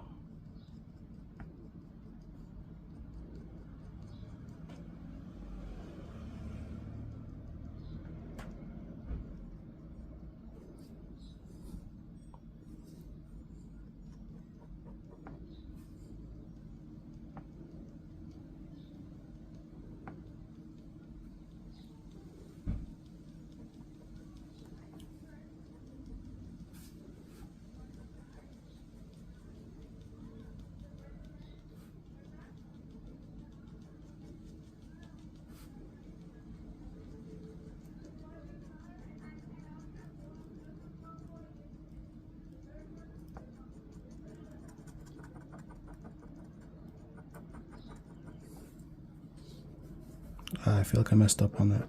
So I'm gonna have to shade in the whole thing. Alright.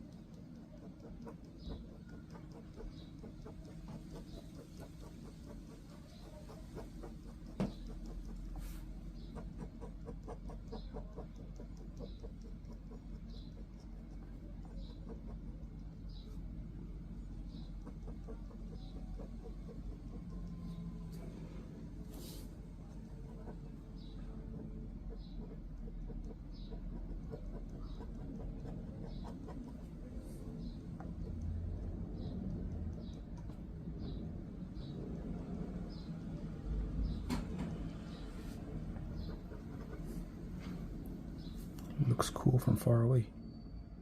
So when you zoom out, yeah, it looks nice.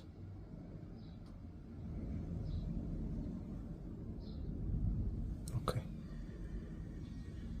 Now get the mini gorilla. Alright.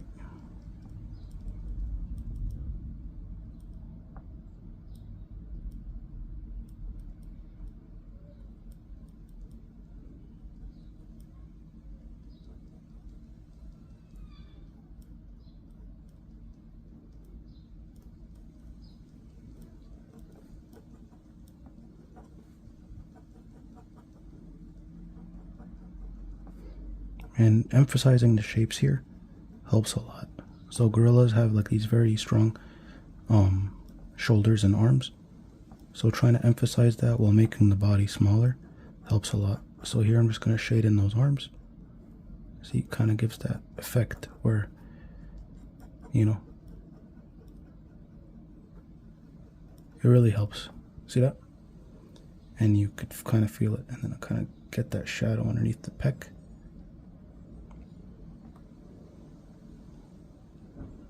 Shading there kind of gave him a so it's like a nipple. But yeah, accidental.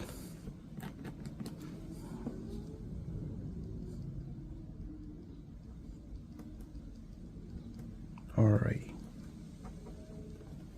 Okay. I feel like I should still shade in the bigger girl a little bit more, because I'm not going to color this, so I want to make sure it's actually, no, I want to shade in the back shoulder a bit more.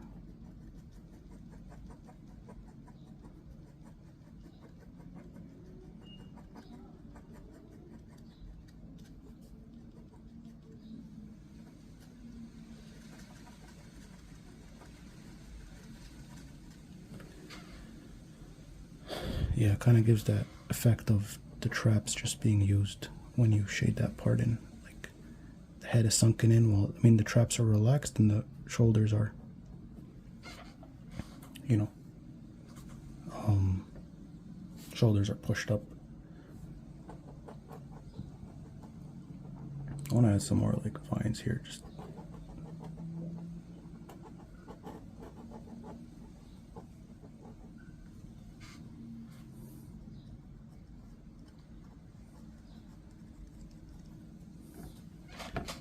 okay.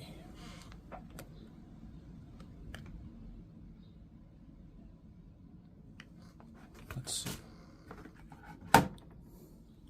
Pretty much finished, but I still have to perfect the contrast.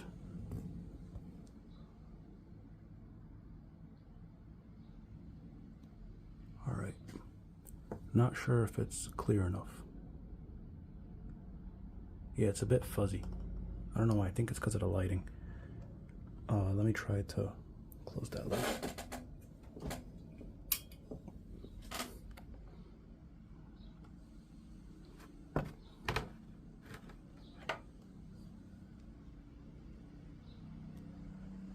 Okay, that's better.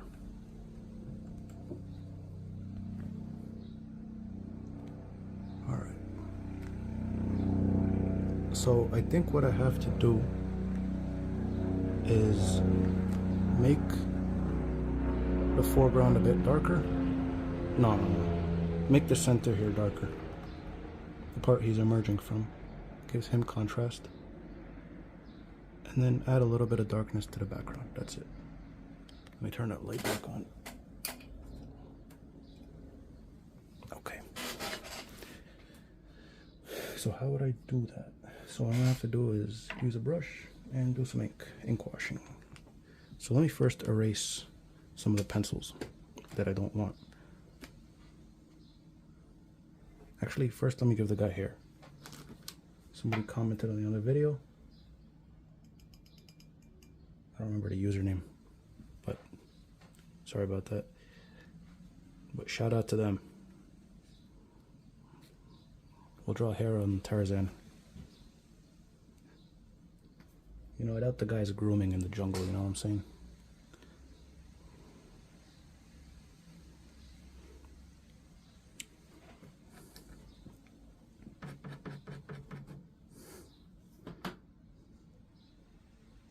Start with the arm.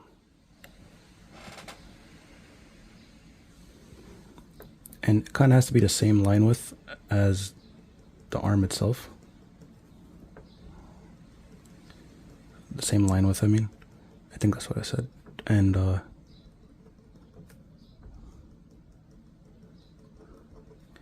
because it adds to the edge, right? The edge of the character, right?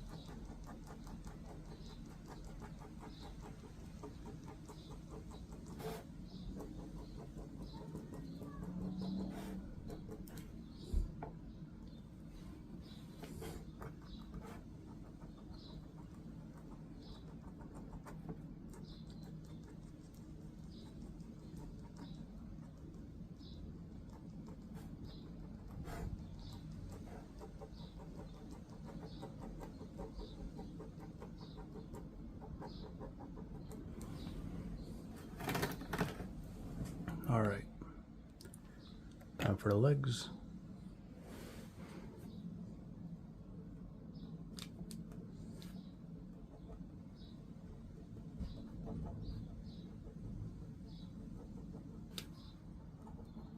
I'm gonna outline the legs more. Make sure they stand out.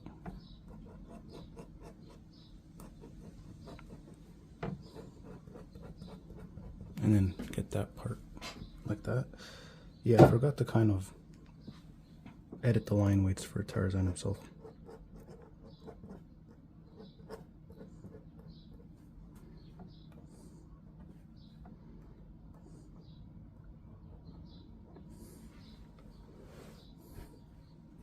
Yeah, now he stands out a bit more, so that's good.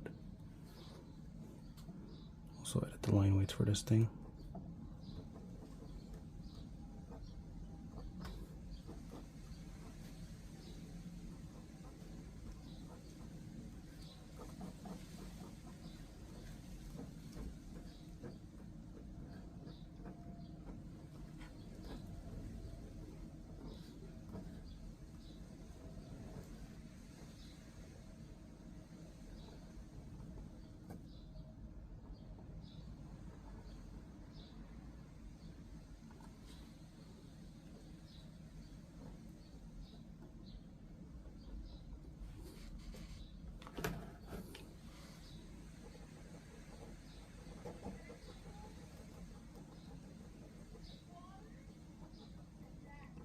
And you could also, the hair in the shadows is gonna be, it's gonna look darker than the hair not in the shadows,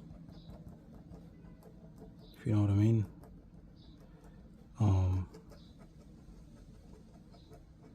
Because in a piece like this, I want the shadows to have more detail. Sometimes, like, you know, when you step into a room out of the light, no, like if you're in a dark room and all of a sudden light hits something, right? You see less details in the light. You see more details in the shadows.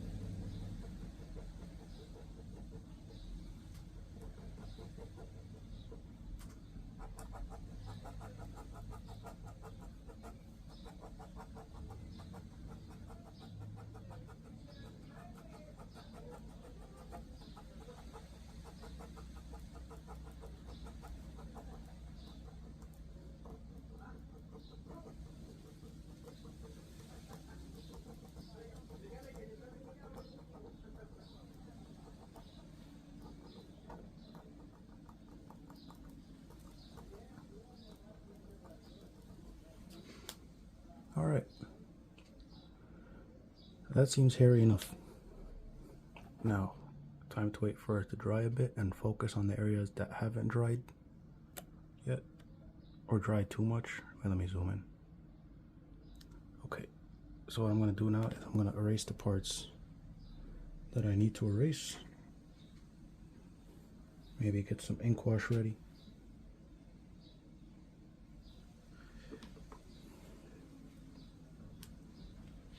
I could also just dry brush the parts that I want to kind of mid-tone up a bit.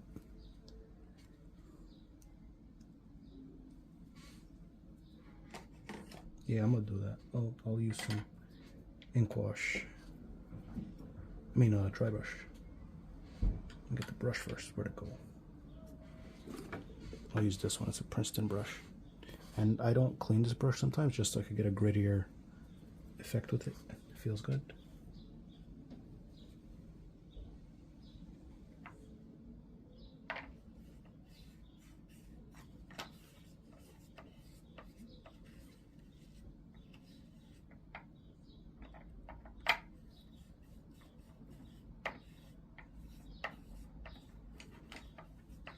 So what I'm going to do here is I'm going to use this thing. I'm just going to put some ink in there, some light ink, right? not too much. Mix it in with some water.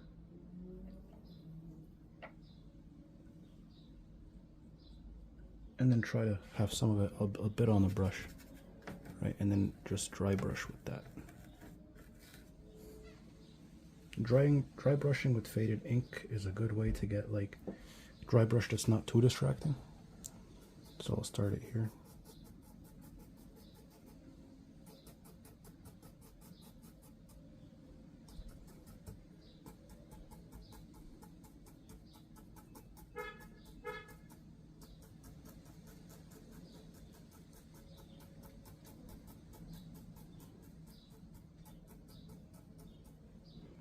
And wash a bit of it off. All right. Yeah, I like that shade more.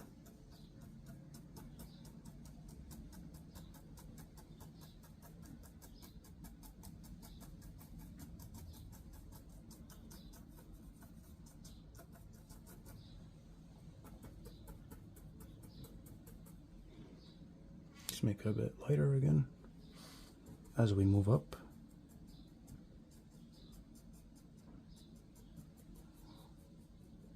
Stuff that's farther back, we put more on it.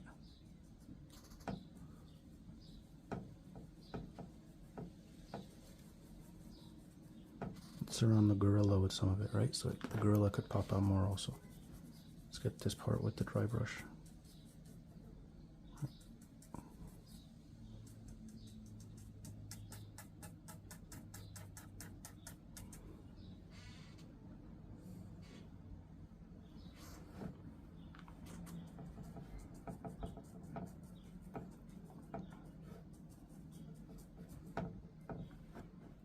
Yeah, Tarzan's beginning to pop out more now. That's good.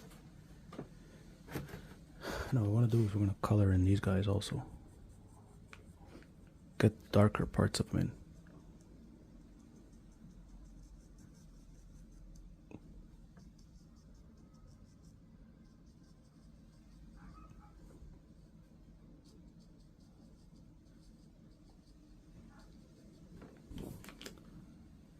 And then try to get the bottom of it shaded in a bit. Go the same direction you want that object to be going. So I want it to be solid, so I'm just going to put straight lines in. Right.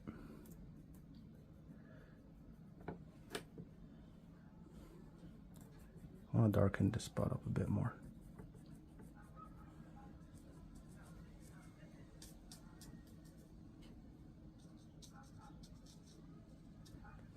Okay. Let's add some here just because that dot looks very distracting, so we pretend there's stuff in the background here. Alright, now I'm going to lighten up the ink a lot, alright, get most of it out, and I'm going to draw in the background. I mean, actually, let me fill up this tree first. It's just like randomly go in here and then just fill in some stuff. Increase that pattern, right, like a blobby looking pattern, and what that does is it takes away from that hair pattern here.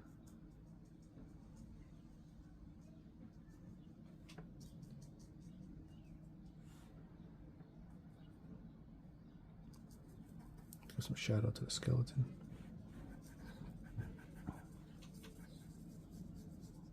Increase the contrast around him.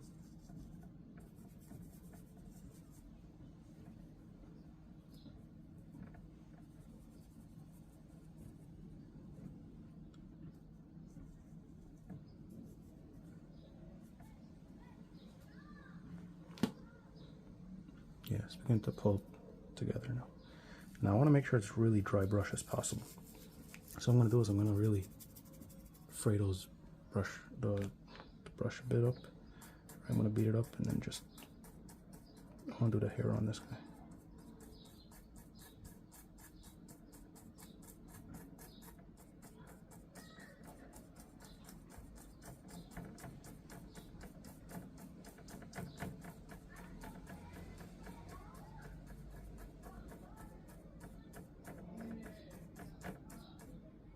Now this may look really random, but I feel like after I'm finished, it might look good. I don't know, maybe it will, maybe it won't.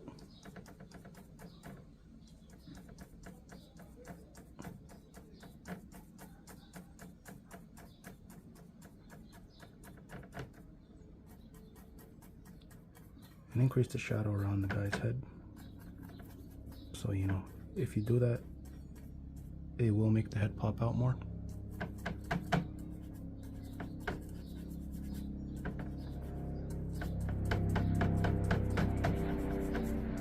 Kind of separating him from separating both figures from each other. And you see that dry brush, what it does here? Smudges some of that remainder of the pencil, right? Whatever is remaining of the ink, and it gives like this nice gray effect. I really like. Let me close and see if it's even visible. Yeah. Gives it like a fuzzy effect, and that's real nice. Okay. Let me get some shadows in here.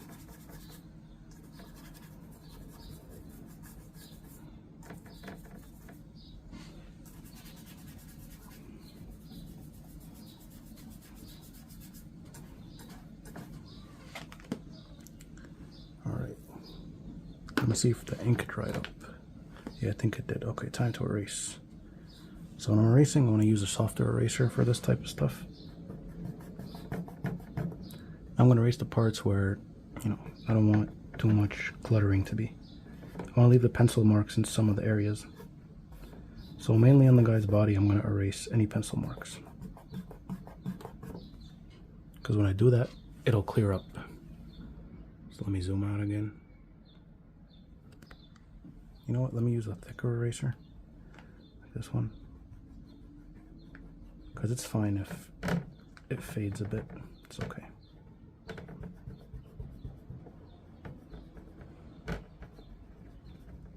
In other areas I want to be lighter, like the line right here, I'll make as light as possible. Especially the face. The face, I want all the details to show. So I'm going to erase that a lot. All right.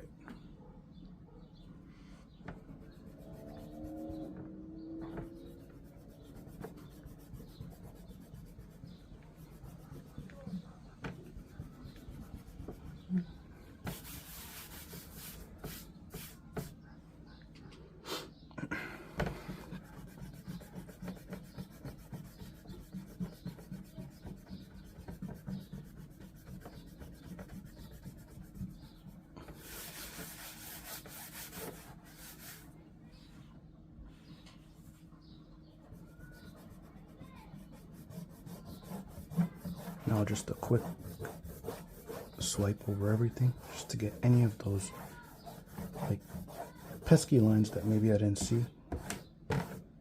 It's good to fade out the really prominent lines, so if I see anything like really distracting, I'll just, you know, and then I'll go over it with this eraser, which is lighter than the other one. So it's just to get the shavings off the page. And to get anything else that's kind of like really heavy off the page. I honestly want to go in with some charcoal just to like increase the focus on TARAZAN. But in general, I think it came out okay. Let me just... The gorilla's head came out a bit funny though. But other than that, pretty satisfied with this piece.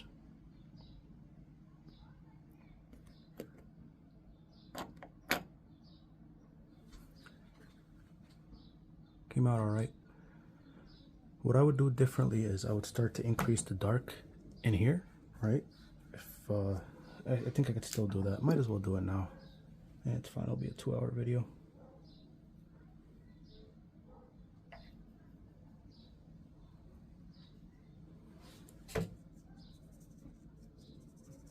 So just some ink wash.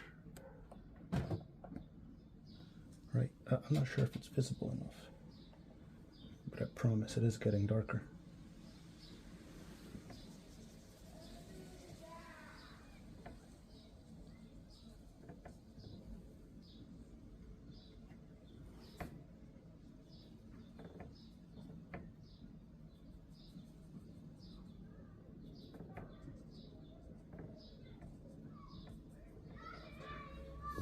All right. So it kind of focuses in more on the 2/8 right. yeah, I think it's finished. I don't wanna do more to it, but yeah. Let me zoom in and then zoom out.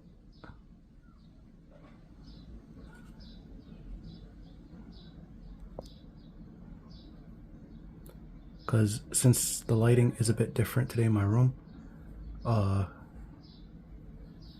you know, it's a bit off today, but overall, I think you could still see it pretty well when it's zoomed out. So yeah. Thanks for watching, and leave any questions that you got down below. And yeah, any recommendations, any tips, any video ideas, that'd be cool, Thanks for watching, and subscribe if you're not. Laters.